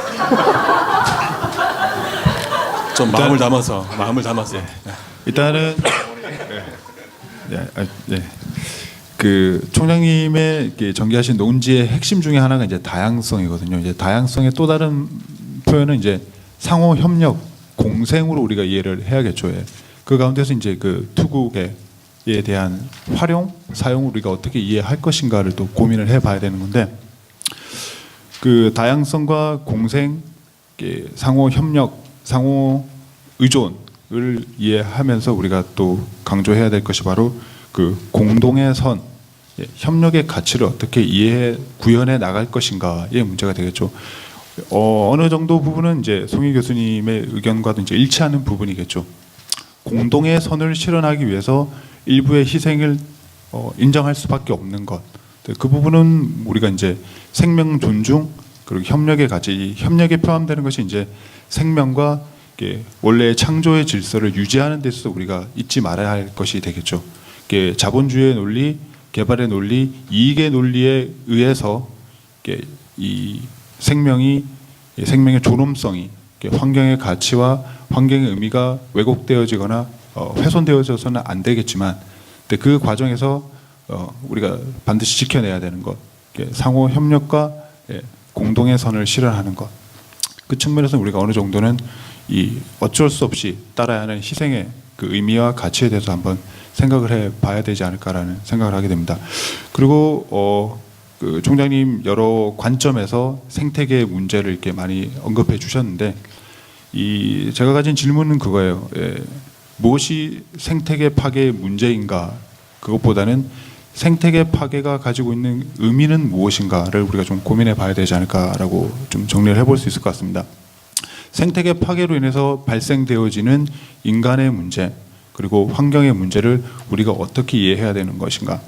많은 사진 자료를 보셨듯이 정말 황폐해지고 거칠어가는 이 생명의 상태들, 그 자연에게 있어서 발생하는 이 문제를 자연에서 어떻게 이해할 것인가. 그리고 우리 인간은 그 문제에 대해서 이 환경 파괴, 생태계 파괴에 대해서 어떻게 이해할 것인가를 좀 고민을 좀 해봐게 되는데, 그 총장님께서 이제 제시하신 것이 이제 청지기 의식, 그리고 계약 관계. 그런데 왜 우리는 청지기로 그 우리 본질을 잘 이해하고 있으면서 그것을 이뤄나가는데 실패하는가에 대해서 좀 고민을 많이 하게 됐습니다. 말씀을 통해서 이 땅에서 우리의 역할, 우리의 본질, 청지기로서의 본질을 왜 우리는 이어가지 못하고 왜 왜곡된 모습으로 존재하고 있는가에 대해서 좀 고민을 하게 됐는데요. 그 송혜 교수님 그 지적하셨던 것처럼 본질로서 존재함에 있어서 우리의 본질됨을 훼손시키고 왜곡시키는 것이 이제 자본주의와 산업주의, 세계화주의의 우리 그 흐름 속에서 우리 본질이 어느 정도는 훼손되고 있지는 않은지를 좀 고민해 봐야 되실 것 같습니다. 그 답변하시면서 질문을 하시는 거죠, 총장님한테. 그 한편으로는 그죠, 그 부분에 대해서. 근데 이제 질문을 간단히 요약하면은 인간이 그 청지기적 사명을 감당하고 있음에도 불구하고 왜 실패할 수밖에 없는가에 대한 물음을 제기를 하셨는데, 찬성 쪽이심에도 불구하고 이제 내부에 이제 반기를 드시는 거죠. 이제 이게 내부자의 모습인데 총장님께서 말씀을 좀 해주시고. 이걸 이제 뒤통수 맞았다 이런 그 이야기죠. 저는 그 자연 생태계 파괴의 문제는 인간의 문제고요. 인간의 문제는 영성의 문제라고 저는 생각합니다. 결국 하나님 앞에 우리가 어떤 존재로 서느냐 하는 문제가 가장 중요한데요. 청지기직을 제대로 감당을 못했죠. 중요한 것은 뭐냐면 과도한 살육이 문제입니다. 송 교수님 말씀하신 대로 인간이 생명을 유지하기 위해서 적정한 것을 우리가 자연을 이용할 수밖에 없고 또 동물과 식물에 의존해서 우리가 살 수밖에 없는데 문제는 뭐냐면 예를 들면 우리가 동물을 죽이는데 게임처럼 죽이잖아요. 사양하며 죽이잖아요. 예를 들면 아무런 의식 없이 그냥 죽여버린다고요. 이것이 문제라고 하는 거죠. 우리 짐승들은요, 자기 배가 부르면 더 이상 살육을 하지 않습니다. 근데 우리 인간은 뭐냐? 자기가 배가 터질 것 같아도 생명을 계속 착취하고 짓밟고 죽인다는 것이 이제 문제죠. 결국 그것이 뭐냐면 인간의 심성 문제고 영성의 문제인데 결국 그 영성이 바르게 되려 그러면 종교의 본질인데 그 종교 가운데 저는 기독교만이 해답이라 생각합니다. 왜냐하면 힌두교나 불교는 너가 붓다가 될 수 있고 힌두교는 너 속에 작은 신이 있다 이야기합니다. 그 신성 자체를 자꾸 강조하다 보니까 인간 중심주의와 함께 맞물려 갈 수가 있다는 이야기죠. 그리고 다른 생물에 대한 것을 불교는 굉장히 많이 보존하고 생명을 귀하게 여기는데 결국 중요한 것은 이 인간 전체의 삶의 어떤 그 기반을 우리가 생각해 본다면 기독교가 가지고 있는 영성이 굉장히 저는 반듯한 영성이 분명히 있거든요. 그 영성이 뭐냐면 하나님의 샬롬을 이 땅 가운데 하나님 원하시는 평화를 지속시키고 그걸 유지하고 보존하는 그 영성이 분명히 있어요. 그 영성을 우리가 만약 바르게 붙잡는다고 한다면 이 자본주의가 과도하게 지금 폭주하잖아요. 폭주한 열차처럼 막 전체 지구촌을 파멸로 지금 이끌어가는데 그게 지금 우리가 막을 수 있는 유일한 대안은 저는 기독교적 영성밖에 없다 생각합니다. 다시 말해 하나님 앞에 반대하게 쓰고요. 자기 죄성을 깨닫게 하고 우리 죄 때문에 다른 피조물 또한 신음하고 굉장히 고통당하고 있다는 그 현실을 목도하는 것, 깨닫는 것, 경험하는 것. 그것은 기독교적 영성 외에는 답이 없다 생각합니다. 그런 점에서 우리가 청지기 직분을 제대로 감당을 못했기 때문에 그런 거고요. 교회가 지금 별로 관심이 없잖아요. 교회 성장 이외에는 교회 바깥의 생태 환경에 별로 관심이 있습니까? 다음 세대에 우리가 살아갈 자녀들의 삶의 주거 공간에 대해서 환경 그 공간에 대해서 별로 관심이 있냐고 한번 솔직히 물어본다면 저는 별로 관심이 없다고 생각해요. 교회가. 그러니까 우리가 너무 발밑에 현실에 너무 관심한 나머지 함께 더불어 살아가야 할 이 사회나 세계의 문제는 별로 인식하지 않고 살아가는 것이 아닌가 생각하면서 다시 말해서 우리의 신앙을 반듯하게 하고 영성을 반듯하게 세워나가는 것은 기독교만이 할 수 있는데 이것을 우리가 바르게 정립해 나가는 것이 교회의 사명이다. 이것이 반듯하게 이루어지면 우리의 자연 환경은 보존될 거고 더불어 살아갈 수 있는 삶의 환경이 마련될 것이고요. 다른 생물이나 동물을 만약 존중하는 그 사람이 다른 사람을 해코지 하겠습니까? 아닙니다. 결국 이 땅을 피스풀하게 만들 수 있는 주요한 하나의 그러한 일꾼으로서 우리가 바르게 세워나가는 것이 교회의 역할이라 생각하면서 어떤 그전에 만약 이런 얘기했으면 아마 저 사람 제정신이 아니구나. 왜냐하면 우리가 지금 현안들이 너무나 많은데 왜 그것까지 신경 쓰고 있느냐라고 이야기하겠지만 지금 우리가 살고 있는 삶의 환경은요 너무나 심각한 위기에 지금 처했습니다. 그런데도 불구하고 이것을 못 막는 이유는 뭐냐? 자본주의 논리 때문에 그런 거죠. 돈이 되면 인간은 모든 걸 다 할 수가 있습니다. 그런데 이것을 막을 수 있는 것은 이것을 브레이크 걸 수 있는 것은 제가 생각하기에는 참다운 기독교의 영성을 이 땅 가운데 뿌리 내리는 것이에요. 그렇게 하지 않는 한은 제가 생각하기에는 이 땅에 희망이 없다. 저는 그렇게 생각합니다. 네, 감사합니다. 이런 총장님의 그 말씀에도 불구하고 우리 다니엘 전사님 눈빛이 달라집니다. 이제 나는 동의하지 못한다 그런 마인드인데 우리 다니엘 전사님 날카로운 또 반대 의견 한번 듣도록 하겠습니다. 네, 우선은 제가 여기 반대에 선 자리를 오해하지 말으셨으면 합니다. 원래 반대인데. 네, 많은 분들이 육식을 금하라고 하셔서 제가 이 자리에 섰다라고 생각하시는 분들도 계시는데요. 네, 저는 고기를 좋아하지만은 그 이유 때문에 반대하는 것이 아니라 많은 이유들 가운데 기본적인 저희가 이제 그리스도인으로서 기본적인 것을 한번 생각해 보고자 합니다. 그러니까 하나님께서 분명히 우리에게 말씀하신 것이 또한 요한계시록이라든지 베드로전서, 베드로후서에서 말씀하고 있는 새 하늘과 새 땅에 대해서 우리에게 희망을 가지라고 하시는데 그 문제에 있어서 우리가 만약에 이 세상을 보존하고 또 이 세상을 하나님의 나라로 이렇게 여긴다고 할 때 그러면 과연 그 의미를 어떻게 우리가 받아들여야 할 것인지 또한 우리에게 하나님께서는 새 하늘과 새 땅을 약속하고 계시고 있는데 이 땅에 대해서 우리가 이렇게 많은 어떤 면에서는 미련을 갖고 또 어떤 면에서는 이 땅을 보존하기 위해서 그렇게 많은 수고와 노력을 한다고 했을 때 우리가 또 놓칠 수 있는 다른 부분이 있지 않나라는 그러한 의견을 제시해 보고자 합니다. 저는 아직 3년의 학교 기간이 남았습니다. 도와주십시오. 야, 아직 멀다 이거죠. 예. 지금 다니엘 주사님 질문은 종말론에 대한 질문이죠, 그렇죠? 이게 우리가 종말에 대한 관점이 어떤 관점을 가지느냐, 새 하늘과 새 땅에 대한 관점이 어디를 규정합니까? 지금의 내 모습을 규정하는 거예요. 그러니까 새 하늘, 새 땅의 관점을 가지니까 이 땅은 어떤 의미에서 극단적으로 별로 우리가 관심 가지지 못할 영역이다. 이런 질문인데 우리 준호 전사님 여기에 대해서 어떤 답변을 좀 부탁드립니다. 네, 먼저 송일 교수님 그 투국에 대해서 잠깐 네, 좋습니다. 해볼게요. 물론 우리의 인간의 유익을 위해서 그런 것들을 착취하는 것이 어떻게 보면 필요악이라고 볼 수 있는데 그래도 최소한의 윤리 도덕의 선은 있다고 보거든요. 그게 왜냐하면 창세기 1장 31절에 보면 하나님이 그 지으신 모든 것을 보시니 보시기에 심히 좋았더라. 좋았더라는 그 이야기가 단순히 아름답고 미적으로 브리플하다 그런 게 아니라 그것도 포함하지만 도덕적으로도 선하다는 말을 뜻하고 있어요. 그래서 이 세계 이 하나님께서 창조를 하셨을 때 분명히 이 지구를 아름답게도 만드셨지만 분명 거기에 필요한 그 윤리 도덕관 또한 심어 놓으셨다고. 그 얘기는 어떤 도덕으로 이 세계가 돌아간다고 생각하고 있거든요. 그렇기 때문에 그 이 도덕이 결국 실천으로밖에 옮겨질 수밖에 없는 게 그 관련 구절을 보면 시편 104편 24절에 보면 주님께서 손수 만드신 것이 어찌 이리도 많습니까? 이 모든 것을 주님께서 지혜로 만드셨으니 땅에는 주님이 지은 것으로 가득합니다. 그러니까 주님의 지혜로 만드셨다는 세계 창조 그 지혜 안에 그 시편의 그 시인이 이렇게 말합니다. 선하신 주님, 그러니까 도덕적으로 선하신 주님, 너그러우신 주님, 주님의 율례를 내게 가르쳐 주십시오. 그러니까 바로 우리는 하나님이 선하다는 것을 듣고 바로 도덕으로 우리에게 율례를 가르쳐 주십시오. 바로 도덕적인 반응으로 나온다는 얘기예요.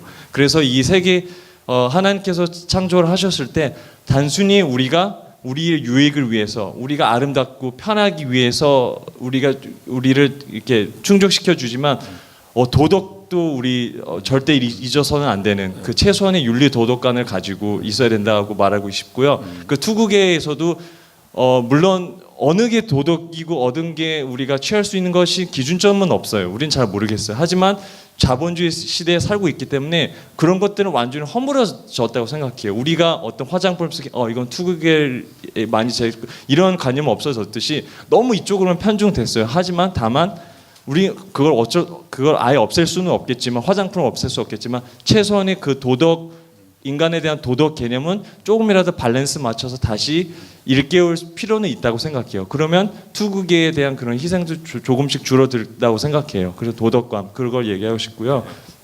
또 이제 황다니엘께서 새 하늘과 새 땅에 대해서 얘기하셨는데 저도 이제 환경적으로 말하기보다도 저도 이제 기독교적으로 좀 표현을 하자면 저번에도 말씀드렸듯이 이제 미녀와 야수에 대한 예를 제가 들었는데요. 거기에 이제 마법의 저주를 받아서 하인들이 이제 이 저주의 몸을 받게 돼요. 개종시계로, 주전자로, 커피잔으로. 이제 저주받은 몸이죠. 인간도 저주를 받았고 우리 기독교적 관점에서 우리도 인간도 저주를 받았고 전적 타락으로 인해 근데 모든 동물들이 생태계가 저주를 받았고요. 근데 그 개종시계, 주전자 이 사람들은 하인이 저주를 받은 거죠. 저주를 받았는데도 불구하고 자기들의 본질은 잊지 않고 살아요. 개종시계는 개종시계 역할을 하고 주전자는 주전자의 역할을 충실히 하고 이 커피잔은 커피잔 역할을 충실히 하고 저주받은 몸인데도 불구하고 근데 오직 유독 인간만이 그것을 직무유기하고 있다고 생각하거든요. 이 둘 다 저주받은 몸인데 그래서 이거는 이 동물들은 하나님을 인지 못할 거예요. 근데 인지하든 인지하지 못하든 간에 이 동물들은 하나님의 순종에 따라 질서에 따라 살아가고 있고 그것으로 하나님께서 영광 받으시고 하지만 우리는 그 하나님을 인지하는데도 불구하고 하나님께 순종하지 못하는 삶을 살아가고 이렇게 불순종을 살아가고 봤을 때 생태계가 어떻게 얼마나 더 악화된 걸 떠나서 어떻게 보면 동물들과 봐서 동물들은 저렇게 하나님께 순종하고 사는데 인간들은 그렇지 못하고 있구나 그렇게 생각했을 때 그거는 인간의 직무유기라고 생각해서 얘기를 하고 싶고요. 하나만 더 마지막으로 할게요. 좋습니다. 새 하늘과 새 땅에 대해서 얘기를 하겠는데 황다니엘 씨의 논지가 뭐냐면 어차피 하나님께서 이 현세를 허무시고 새 하늘과 새 땅을 다시 창조하실 텐데 뭐 그게 우리에게 연연을 갖느냐? 그렇다면 거꾸로 우리가 왜 하나님께서 현세를 창조하셨느냐라고 되물을 수 있거든요. 그 얘기는 하나님께서는 새하늘과 새 땅을 이 현세에서도 힌트하고 계시다고 생각하거든요. 이 현세에서 이 새하늘과 새 땅을 이 현세에서 맛볼 수 있게끔 이 현세를 허락해 주신 거라고 생각해요. 그래서 우리가 흔히들 생각하면 새하늘과 새 땅은 우리 지금 현세와 너무나 다른 전혀 180도 다른 세계라고 생각하고 싶은데 그게 아니고 성경에서 봤듯이 보면은 이리와 함께 뭐 늑대와 염소가 같이 뭐 춤을 추고 같이 그렇게 있을 거잖아요. 그러니까 새하늘과 새 땅에서도 우리는 똑같이 현세에 우리가 죽이고 했던 소들과 같이 볼 것이고 사자, 호랑이 같이 볼 거예요. 그들과 함께. 다만 그들은 이제 약육강식의 법칙은 없어지고 같이 행복하게 살겠죠. 그것을 봤을 때 분명 이 현세랑 새하늘과 새 땅은 다르겠지만 유사한 점도 많을 거라고 생각해요. 그래서 이 현세에서 그들과 함께 공존해 가고 유기체적인 삶을 살아간 게 굉장히 중요하다고 생각해요. 예, 이거 말씀 마치겠습니다. 죄송합니다. 고맙습니다. 너무 좋은 지적인데 그게 다시 한번 더 돌아갈게요. 이게 우리 전도사님이 질문은 새하늘 새 땅에 관심이 있으면 아까 제 근데 왜 여기에 굳이 관심 가져야 되고 왜 여기에 현연해야 되느냐 연연해야 되느냐 했을 때 질문은 그거예요. 왜 그러면 하나님께서 창조를 하셨느냐 요 질문인데 요거에 대해서 한 번만 답변을 좀 하시고 우리 또 직접 또 질문을 듣도록 하겠습니다. 답변할 수가 왜 하나님께서 창조를 왜 창조했냐? 왜 새하늘과 새 땅이 중요하면은 왜? 이 제가 대답하는 것이 논지에 맞는지 모르겠지만은 저희가 이렇게 뭐 한국이라든지 미국에서라든지 큰 건물을 지을 때 모델로 짓는 것을 볼 수가 있습니다. 모형으로. 그런데 그 모형을 아무리 잘 지은다고 할지라도 우리는 거기서 사는 것이 아니거든요. 그 모형을 보고 이런 것이 지어지겠구나, 이런 것으로 내가 이렇게 살아나가겠구나라는 것을 우리가 볼 수 있는 것처럼 하나님께서 새하늘과 새 땅을 주시고 또 우리에게 이 현세를 주신 이유는 새하늘과 새 땅을 바라보면서 이 땅을 바라보고 새하늘과 새 땅에서는 우리가 이런 식으로 살아가겠구나라는 희망을 주시고자 이러한 세상을 먼저 창조해 주시고 우리가 그 땅에서 먼저 그 새하늘과 새 땅을 들어가기 위해 준비를 시켜주시지 않았나라는 그러한 생각을 해봅니다. 예, 좋습니다. 여러분 이 정도 수준이면 우리 너무 좋지 않습니까? 박수 한번 하겠습니다. 저 한마디만 더. 한번 사회자분 좀 편파적인 진행을 하고 계신 것 같습니다. 그런가요? 중립을 지켜주십시오. 네, 이준호 아구님 그 발언에 대해서 저도 좀 얘기를 해야 될 것 같은데요. 성경 말씀 구절을 들어서 얘기를 했기 때문에 그렇게 우리가 성경 구절을 딱 자신의 어떤 주장의 논거로 이렇게 딱 들이밀면 일단 우리가 당황하게 돼요. 왜냐하면 하나님 말씀으로 들어오기 때문에. 근데 제가 당황하지 않고 침착하게 한번 이렇게 생각을 해봤는데 맞아요. 그 말씀이 맞아요. 그 창세기 그리고 시편 그 예로 드신 말씀이 맞는데 문제는 뭐냐면 일단 창세기는 인간이 타락하기 이전에 죄가 들어오기 이전에 그런 모습을 보시고 하나님이 좋다라고 하셨다라는 거죠. 그 인간이 타락한 이후에 아담과 하와가 제일 먼저 범했던 그런 죄 중에 하나가 뭔지 아십니까? 나뭇가지를 꺾은 거예요. 자연 파괴가 그때부터 이루어진 거예요. 그리고 그들이 에덴 동산에 쫓겨날 때 하나님이 무슨 옷을 입히십니까? 동물의 가죽 옷을 입혀요. 하나님도 이제 어쩔 수 없다라는 거죠. 이제 하나님이 원래 만들어 놓으셨던 창조 질서의 그런 모습들은 완전히 무너지게 된 거예요. 그렇다고 하나님이 우리를 그냥 헐벗은 상태로 보내실 수는 없는 거죠. 동물을 죽이시는 거예요. 가죽옷을 입히시는 거예요. 그때부터 우리는 어쩔 수 없는 그런 아까 필요악에 대해서 강우준 교수님 말씀하셨는데 공중의 권세 잡은 세력이 지금까지 있고 예수님이 재림하실 때까지 그 공중의 권세 잡은 세력이 우리를 지배하고 있다는 것, 이 세상을 지배하고 있다는 것은 어쩔 수 없는 자연 파괴라든가 어떤 인간성의 어떤 그런 파멸이라든가 이런 거는 계속 지속될 수밖에 없다라고 저는 비관적으로 보고 있습니다. 하지만 그 가운데 우리가 믿음으로 예수님의 말씀으로 또 성령님이 함께 하심으로 믿음을 지키고 하나님 나라를 우리 삶에서 구현해 나가는 그런 삶은 이어지고 우리에게 소망이 되지만 그럼에도 불구하고 우리의 죄 때문에 온전히 해결되지 못한 이런 창조 질서의 파괴 때문에 우리가 겪어야 될 그런 아픔들이 있다는 거죠. 그런 것 중에 하나가 저는 이 환경 파괴라고 생각을 합니다. 그렇기 때문에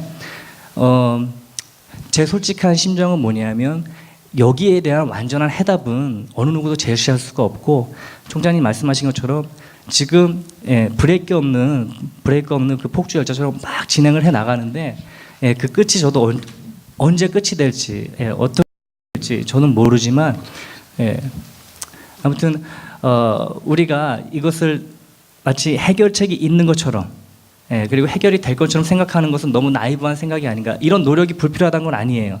분명히 우리가 노력해야 될 부분이 있어요. 막아야 될 부분은 막아야 되지만, 우리가 인정해야 될 부분은 인정하고 가야 되는 것. 하나님도 아담과 하와를 내보내시면서, 그리고 예수님도 무화과나무 저주 사건 아시죠? 그냥 죽여버리세요.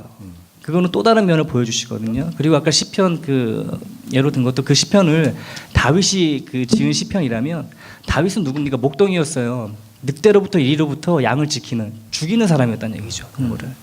그렇기 때문에 우리가 그 말씀을 볼 때 이렇게 양쪽을 놓고 같이 보면서 비교하면서 균형 잡힌 생각을 해보는 게 결국 우리의 신앙 생활에도, 그리고 또 우리가 세상을 바라보는 세계관에도 의미가 있지 않을까라는 생각을 해봅니다.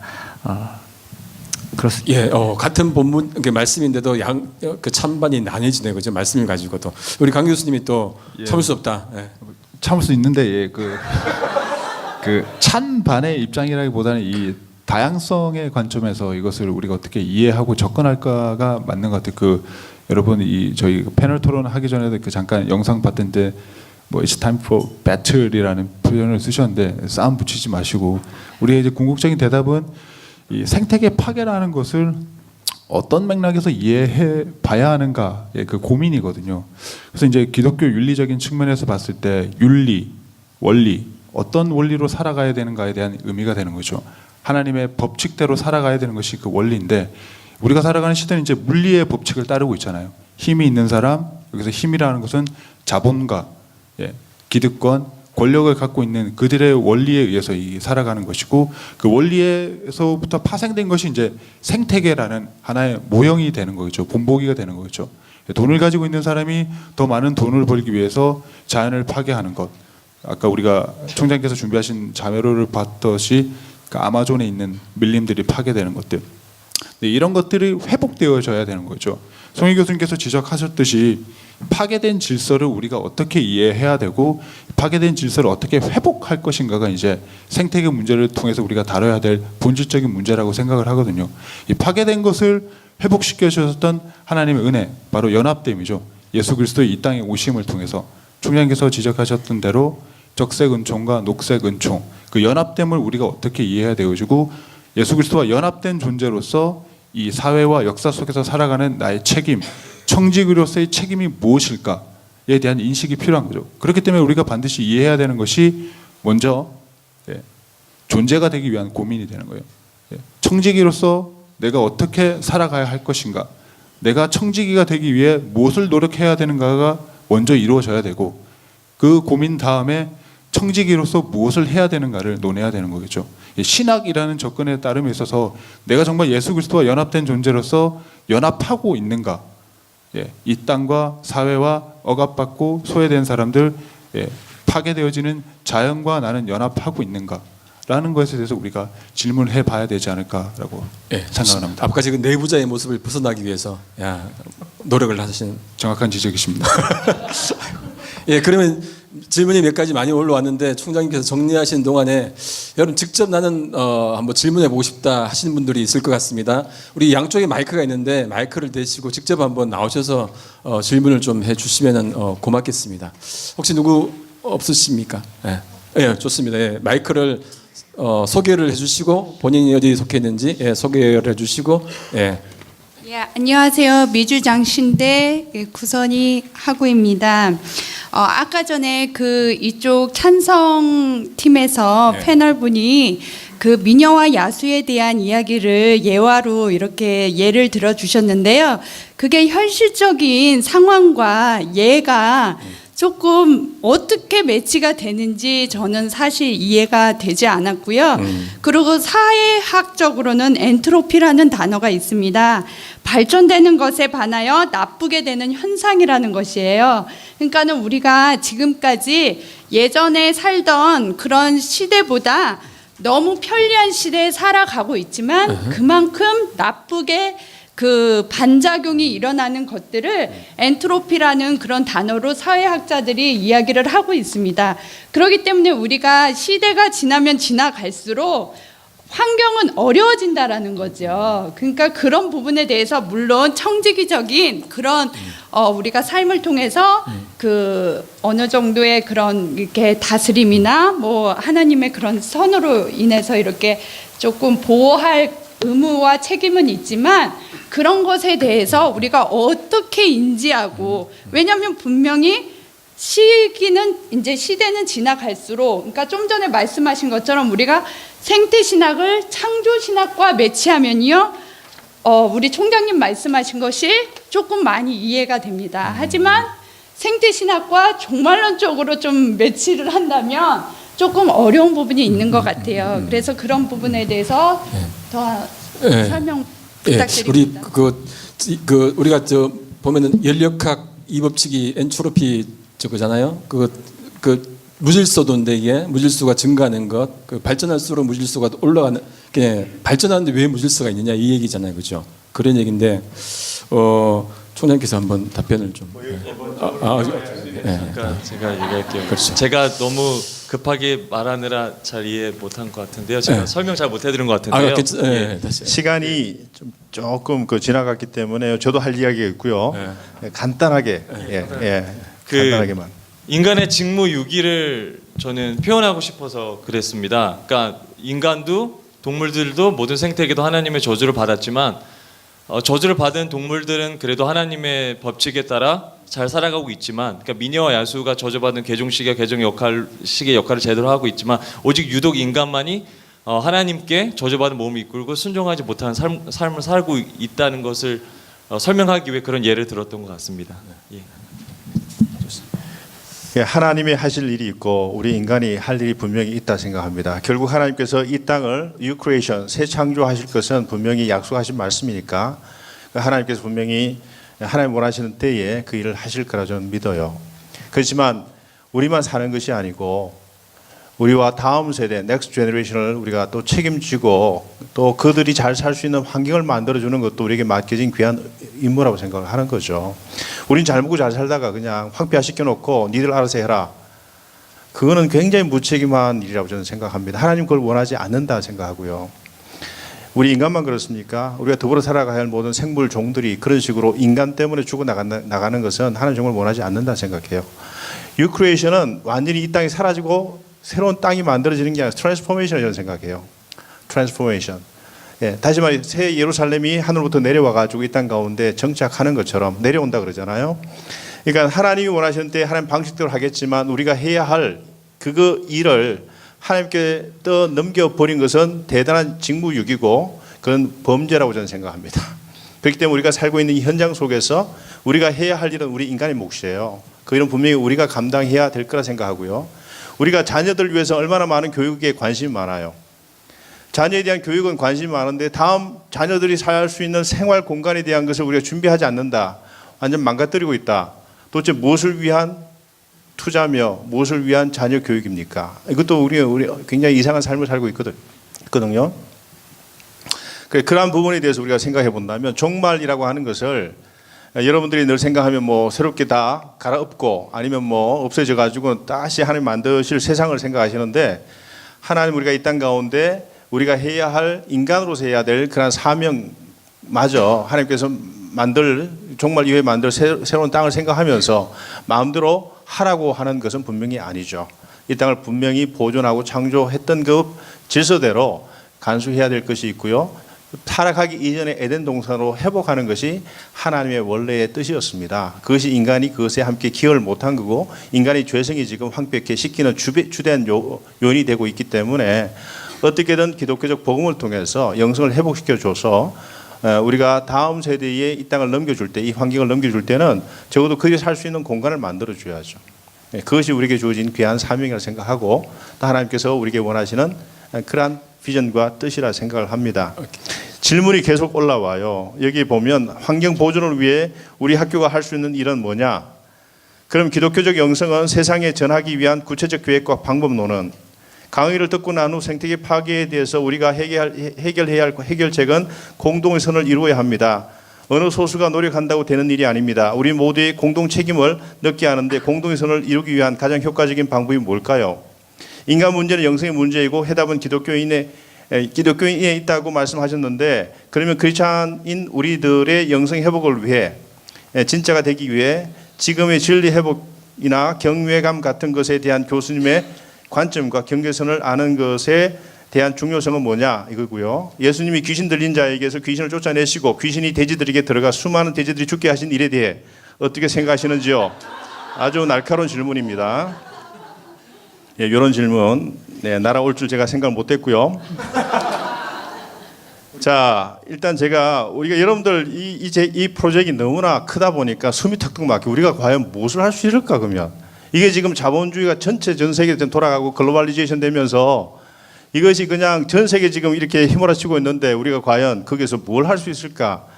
저도 그런 생각할 때마다 숨이 턱턱 막히는 그런 경험들을 하는데요. 자, 한 사람이 변하면 가능해요. 자, 제가 두 사람 이야기할게요. 다 여성들입니다. 아프리카의 밀림들이 다 피폐화 되어지고 난 다음에 왕가리 마따이라고 한 여성이 나무 심기 프로젝트를 합니다.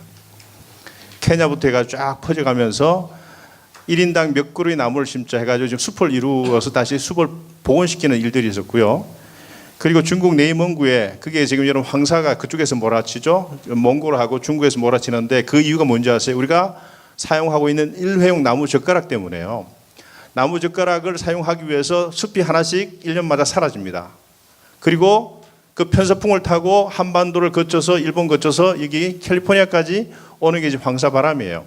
그것 때문에 여러분들이 이제 기관지 천식이다 이제 생명이 이제 단축되는 일들이 이제 벌어지게 되는데 바로 그 사막화된 정말 나무 한 그루 풀폭이 없는 거기에서 이니전이라고 하는 여성이요. 정말 낙타 같은 여성이에요.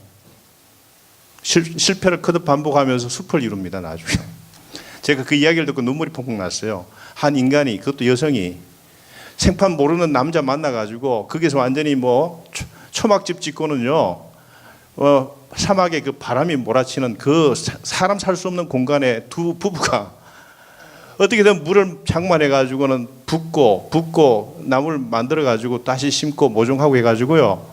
그래가지고 그 전체 일대를 완전히 큰 나무숲을 만들었어요. 그리고 그것이 이야기가 알려지면서 대한항공이 그쪽에 돈을 투자하고 중국의 지금 주석이 시진핑이 또 그 일을 도와주고 있고요. 한 사람이 감동을 하면 크리스찬이 바르게 쓰면 굉장히 어려운 일 같지만 생명 살리는 일들을 우리가 감당할 수가 있다는 거죠. 예를 들면 나무젓가락 집에서 교회에 서는 것, 일회용품 최대한 줄여 나가는 거죠. 우리 여성들이 이제 왜냐하면 다 요새 다 맞벌이 하다 보니까 여성들도 직장 생활하고 주일 와가지고는 푸딩 거 음식 만들고요 설거지도 해야 되는데 남자들이 같이 도와주면 같이 하면 괜찮은데 여성들한테 맡겨놓고는 하다 보니까 이제 힘드니까 일회용 젓가락, 일회용 접시 쓴단 말이죠. 그리고 그거 다 쓰레기 다 버려요. 썩지도 않아요. 그거는 몇백 년 지나도 썩지 않습니다. 이것이 어려운 일입니까? 우리가 좀 생각하고 정신만 차리면 다 실천 가능한 일들이거든요. 근데 그걸 안 합니다. 왜? 편의주의 때문에. 편하니까. 편한 건 좋은데 이것이 점점 쌓이면 뭡니까? 우리가 살고 있는 환경이 심각하게 피폐해지고 다음 세대에 물려줄 환경이 없는 거죠. 다만 멍들고 탁식된 그러한 환경만 물려주게 된다는 거죠. 이것이 심각한 문제라고 생각합니다. 그래서 이 방법론에 관한 거는요. 여러분들 뭐 제가 따로 설명드리지 않을게요. 우리가 무엇을 할 수 있을까? 우리가 바르게 서서 이 생태 환경을 둘러보고 관심을 갖고요. 그리고 이 환경을 파괴시키는 그러한 사람들, 그러한 기업이 있으면 우리가 반대하고요. 목소리 내서 반대하고 계몽하고 실천하고 이러한 작은 실천부터 하면 그 한 사람 때문에 그 동네나 사회가 국가가 바뀌어진다 저는 생각합니다. 그래서 너무 멀리 생각하지 말고 우리가 할 수 있는 작은 일 하나라도 실천하면 그것이 환경 보존에 우리가 기여할 수 있다 생각을 합니다. 자, 예수님이 귀신 들린 자의 귀신 쫓아내시고 왜 그걸 돼지들에 집어넣어 가지고는 막 못 알려 가지고는 저기 뭡니까? 그게 그냥 그 호수에 빠져 죽게 하느냐 그죠? 자, 그 지역이 여러분들 돼지떼가 있는 지역이 뭡니까? 이방인 지역이죠. 이방인들이 가장 중요한 것은 돼지입니다. 근데 이 인간의 생명을 그만큼 귀하게 생각하신 거죠. 그렇다고 돼지의 생명을 하찮게 여긴 것이 아니고 그들에게 주는 하나의 중요한 메시지였다고 생각합니다. 한 인간의 생명이 얼마나 중요하냐. 귀신 들린 자입니다. 그리고 가버나움이 아니고 어디죠 거기가? 예, 예, 그라사, 가다라 이제 이렇게 돼 있는데 그라사라고 하는 그 동네가 로마 군대가 동원해 있는 그 지역이에요. 로마 군대가 뭐 하루에 얼마나 많은 잔악한 일들을 했겠습니까? 여성들 겁탈하고 텍스 떼먹고 죽이고 살육하고 하는 일들이 그 동네에 자주 일어났기 때문에 그 한 사람의 문제가 아니고 그 동네 전체의 문제였고 그 귀신 들린 사람이 왜 귀신 들렸느냐? 그냥 귀신에 포제된 것만 아니고 그 지역적 정서 자체가 사람이 제정신 가지고 살지 못한 동네였다고 생각하는 거죠. 귀신의 문제라고 하기보다 한 개인의 문제라기보다는 그 시대의 삶 자체가 너무나 척박했고 귀신 들릴 수밖에 없는 환경 속에 처해 있던 한 사람에 대한 하나 예수님의 그 사랑이 돼지 때보다 더 중요했다라고 생각을 하거든요. 그것을 아마 보여준 하나의 일종의 메시지, 일종의 뭐라 그럴까 시청각, 일종의 교육이라고 저는 생각을 합니다. 그렇게 생각하면 뭐 예수님이 돼지떼를 귀하게 여기지 않으시고 그렇게 소비하셨느냐 이렇게 생각하시겠지만 그것은 그 시대에 준 중요한 하나의 메시지였다는 거예요. 인간의 생명이 그만큼 중요하다는 거예요. 그것이 하나의 예화적으로 일러스트레이션으로 주신 메시지라고 저는 그렇게 생각을 합니다. 예, 우리 마지막으로 그러면은 우리 최캐런 교수님 그래서 한번 마이크 한번 잡으시고. 예. 우리 최캐런 교수님은 저희 학교에서 Spirituality and Education 영성과 교육을 또 가르치시는 교수님이시고요. 그래서 저희가 지금 영성 신학 우리 5대 비전 가운데 하나인데 우리 제가 기대를 많이 하는 교수님이십니다. 우선 너무나 귀한 토픽을 이렇게 프레젠테이션 해주셔서 감사드리고요. 저는 질문이라기보다 우리 이 패널 디스커션을 들으면서 제가 살아가면서 느낀 고통을 잠깐 여기에 관계되니까 말씀드리고 싶습니다. 원래 저는 동물을 그렇게 좋아하고 만지고 그러는 사람이 아니에요. 꽃을 좋아하고 그래서 동물을 안 키우는 사람인데 저희 딸이 강아지를 키우다가 아기를 낳으면서 저희 집에 놓고 가서 할 수 없이 떠맡게 됐어요. 그래서 제가 한 10여 년을 키우면서 그 동물이 이제 강아지가 늙어가면서 병이 드는 거예요. 그러면서 간질을 하면서 고통을 하는데 이제 병원에 데려가고 그것을 저도 아파도 금방 병원에 못 가는데 그 강아지가 그렇게 고통하는 거 보면서 병원을 데려가는데 우리 송 교수님하고 우리 강우준 교수님, 이준호 교수님 디스커션 하면서 과연 인간의 생명을 살리기 위해서 얼마만큼의 동물의 실험을 하는 것이 윤리적으로 괜찮은가 생각했을 때 바로 저희가 인간의 생명을 살리기 위해서 연구하기 위해서 그 동물도 동물인데 그 동물을 실험을 해야 된다는 그 자체의 그런 환경에 저희가 살고 있다는 것이 고통인 것 같아요. 그리고 근데 거기에 대해서 하나 생각하고 싶은 건 이 하나님께서 천지 만물을 창조하셨는데 그 중에 단 인간만을 하나님의 형상을 따라서 창조하셨다는 거, 그거 기억하면서 과연 예수님께서 이 인간 말고 이 다른 생태계를 구하기 위해서 오셔서 십자가에 못 박혀서 죽으셨을까, 그 생각을 했을 때 물론 동물들과 생태계가 굉장히 중요한데 그리고 저희가 청지기로서 굉장히 반성하고서 잘 가꿔야 되는데 과연 이 사람의 생명을 구하기 위해서 실험을 사람으로 할 수 없고 동물로 해야 되면 그거는 어떠한 결론이 필요할까. 그래서 그냥 질문을 드리고 싶었어요. 이렇게 총장님께라기보다 우리가 생태계 그리고 이 인간 하나님 다 창조하셨는데 단 우리만을 하나님의 형상을 따라서 창조하셨다 했을 때 과연 우리를 생태계와 비교할 수 있을까? 저는 이 낮추는 게 아니라 강아지가 아파서 제가 병원에 데려갈 정도인데 근데 한번 질문을 드리고 인간의 존엄성, 하나님이 얼마나 인간을 귀하게 여기시는가, 그리고 생태계는 저는 총장님과 똑같이 굉장히 저희가 반성하고 저희가 잘 케어해야 된다고 생각합니다. 그래서 이런 기회 주신 거 감사하게 생각하고 저는 이쪽도 아니고 하나님이 우리를 얼마나 존귀하게 생각하고 사랑하시는가. 감사합니다. 예, 감사합니다. 예, 우리 뭐 따로 답변을 뭐 안 해도 괜찮. 예, 고맙습니다. 예, 예, 저희가 그 막간 광고 드리겠습니다. 설문지 받으셨죠? 설문지 받으시는 것 우리 마지막 가시기 전에 좀 작성을 해주시기 바랍니다. 우리 캐런 교수님 그 질문은 양쪽을 이렇게 합치면서 이렇게 나가는 것 같아요, 그죠? 그래서 우리 인간의 그 생태계를 같이 형성하면서 그러면서도 인간의 더 그 궁극적인 또 형상 그런 것들을 또 얘기를 하는 것 같습니다. 그거 예. 잠깐만 말씀드리면 예. 왜냐면 설문조사 지금 답변하고 계시니까 예, 좋습니다. 그 일단은 인간이 중요합니다. 인간이 어떻게 생각하면 하나님 가장 관심이 대상이고요. 근데 중요한 것은 인간이 인간다워지려 그러면 인간을 지켜주는 다양한 생물 군 그 환경을 우리가 파괴시키면 우리는 더 이상 살 수가 없어요. 다시 다른 생물이 다 죽고 나면 우리는 가장 먼저 우리가 죽어 나갈 겁니다. 죽고요. 자연은 다시 복원을 가지면서 우리 인간 없는 세상을 또 만들어가. 요번에 제가 같이 우리 읽었던 인문학 교양 도서 가운데 하나가 인간 없는 세상이에요. 그것이 아시다시피 굉장히 중요한 책이었고요. 환경 도서로 선정돼 가지고 뭐 여기 타임즈라든지 뉴스윅 같은 데서 굉장히 많이 선전했던 책인데 거기는 이제 일종의 어떤 잿빛 비극을 이야기하기보다는 지금 얼마나 환경이 파괴되어 있는가를 먼저 인간으로 하여금 깨닫게 하고 인간이 없는 세상 이후에 자연이 어떻게 이 자연을 복원해 나가는가에 대한 이야기 아주 디테일하게 설명해 놓고 있습니다. 콘크리트가 어떻게 무너졌다가 무너지고 집이 어떻게 무너지고 건물 교각 이런 것들이 어떻게 무너지고 원자로가 어떻게 무너지고 그것이 아주 디테일하게 과학적인 접근을 통해서 디테일하게 설명을 합니다.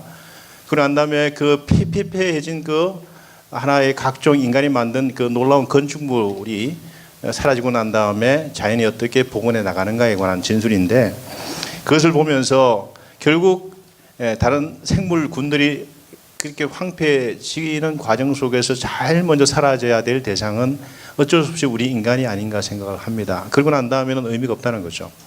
그러니까 우리가 생존하기 위해서 우리가 복된 삶을 살기 위해서도 우리가 더불어 살아가야 할 이 생태 환경을 보존해야 될 필요가 있다는 겁니다. 다시 말해서 인간이 그만큼 중요하다면 인간과 더불어 살아가야 할 이 환경 또한 중요하다는 것을 함께 생각하고 공생할 수밖에 없다는 거죠. 우리는 자연의 한 일부니까. 자연의 전부는 아니거든요, 분명히. 그리고 여러분 아시다시피 여러 다양한 질문들을 해주셨는데요. 제 생각은 우리가 지금 우리가 살고 있는 이 땅에 대한 관심을 좀 갖는 것이 좋겠다. 너무 우리 가정, 학교, 교회에만 너무나 관심을 갖던 나머지 세상이 전체적으로 굉장히 빠르게 지금 변하고 있는데 이 빠른 세상 속에서 얼마나 많은 사람이 힘겨워하고 있고 상처받고 있고 죽어가고 있고 이러한 것들이 매일매일 지금 일어나고 있는데 별로 우리는 관심이 없거든요. 우리가 다 뭐 오지랖 넓게 다 관여할 수는 없고 관심 다 가질 수는 없지만 적어도 이 땅이 어떻게 흘러가고 있는지 무슨 방향으로 나가고 있는지 거기에 대한 우리의 책임이 뭔지 우리가 어떻게 하면 그게 저항할 수 있는지 이러한 것에 대한 관심을 우리가 크리스찬이기 때문에 더 많이 가져야 되지 않겠느냐는 생각을 합니다. 왜냐하면 우리는 하나님 자녀니까 하나님의 관심을 누구보다도 다 실천해야 될 대상이니까 세상 사람들은 무시한다 하더라도 우리는 더 관심을 갖고 예민하게 반응해야 안 되겠는가 하는 생각을 합니다. 그 정도 제가 좀 나누고 싶습니다. 예, 제가 잠깐 한 말씀 드리면 그 존 스튜어트 목사님이 크리스토퍼 라이트의 책을 인용하면서 그렇게 제자도에서 그렇게 말을 합니다. 하나님을 예배하고 사랑한다고 하면서 또 예수의 제자라고 주장하면서 이 땅에 대해 관심이 없는 그리스도인들이 있다는 것이 너무나 불가사의하다. 존 스튜어트 목사님은 우리 복음주의 대가 아니십니까? 너무나 불가사의하다. 관심을 가지자는 그런 얘기입니다. 예, 이제 마지막 코멘트를 드리고 하겠습니다. 우리가 여러분 아프리카 속담 중에 그런 속담이 있지 않습니까? I am because 뭡니까? You are. I am because you are. 그죠? 당신이 있기 때문에 내가 있다는 거죠. 이렇게 함께 있다는 것들을 생각한다면은 우리 인디비주얼한 존재가 아닌데 공동체를 생각한다면 연대를 생각한다면은 우리가 더불어 살아가는 세상들을 한번 생각을 해봐야 할 것 같습니다. 우리 찬반 나눠서 이렇게 논쟁을 했는데 하나 되는 차원에서 우리 한번 앞으로 좀 나와 보실까요? 앞으로 잠깐만. 제가 잠깐 보통 레크레이션에서 많이 하는 건데 잠깐 앞으로 나와주세요. 한번 보시기 바랍니다. 서시고 총장님 또 해보시고 우리 한번 보여드릴게요. 오른손을 들어보시기 바랍니다. 내리시고 왼손을 들어보시기 바랍니다. 드셨죠? 손을 잡아보시기 바랍니다. 네, 손을 잡아보세요. 다 같이 다니엘 조사님 잡아보시고 아니에요. 나오지 말고 이제 오른손을 들겠습니다. 시작. 오른손 내리시고 왼손만 들겠습니다. 시작. 예, 내리시고 나오십시오. 여러분 보셨죠? 이게 인디비주얼 하면은 이게 아무런 문제가 없어요. 근데 함께 손 잡고 있으면은 오른손 물면 어떻게 됩니까? 모두가 같이 되게 돼 있어요. 왜? 연결되어 있기 때문에. 우리 인간뿐만 아니고 인간은 자연 세계와 연결되어 있잖아요. 자연이 아프면은 우리 인간도 아픈 거죠. 우리가 아프면 자연 세계도 아픈 거고. 연결되어 있다는 것도 우리가 생각하면서 우리 수고해 주신 박수로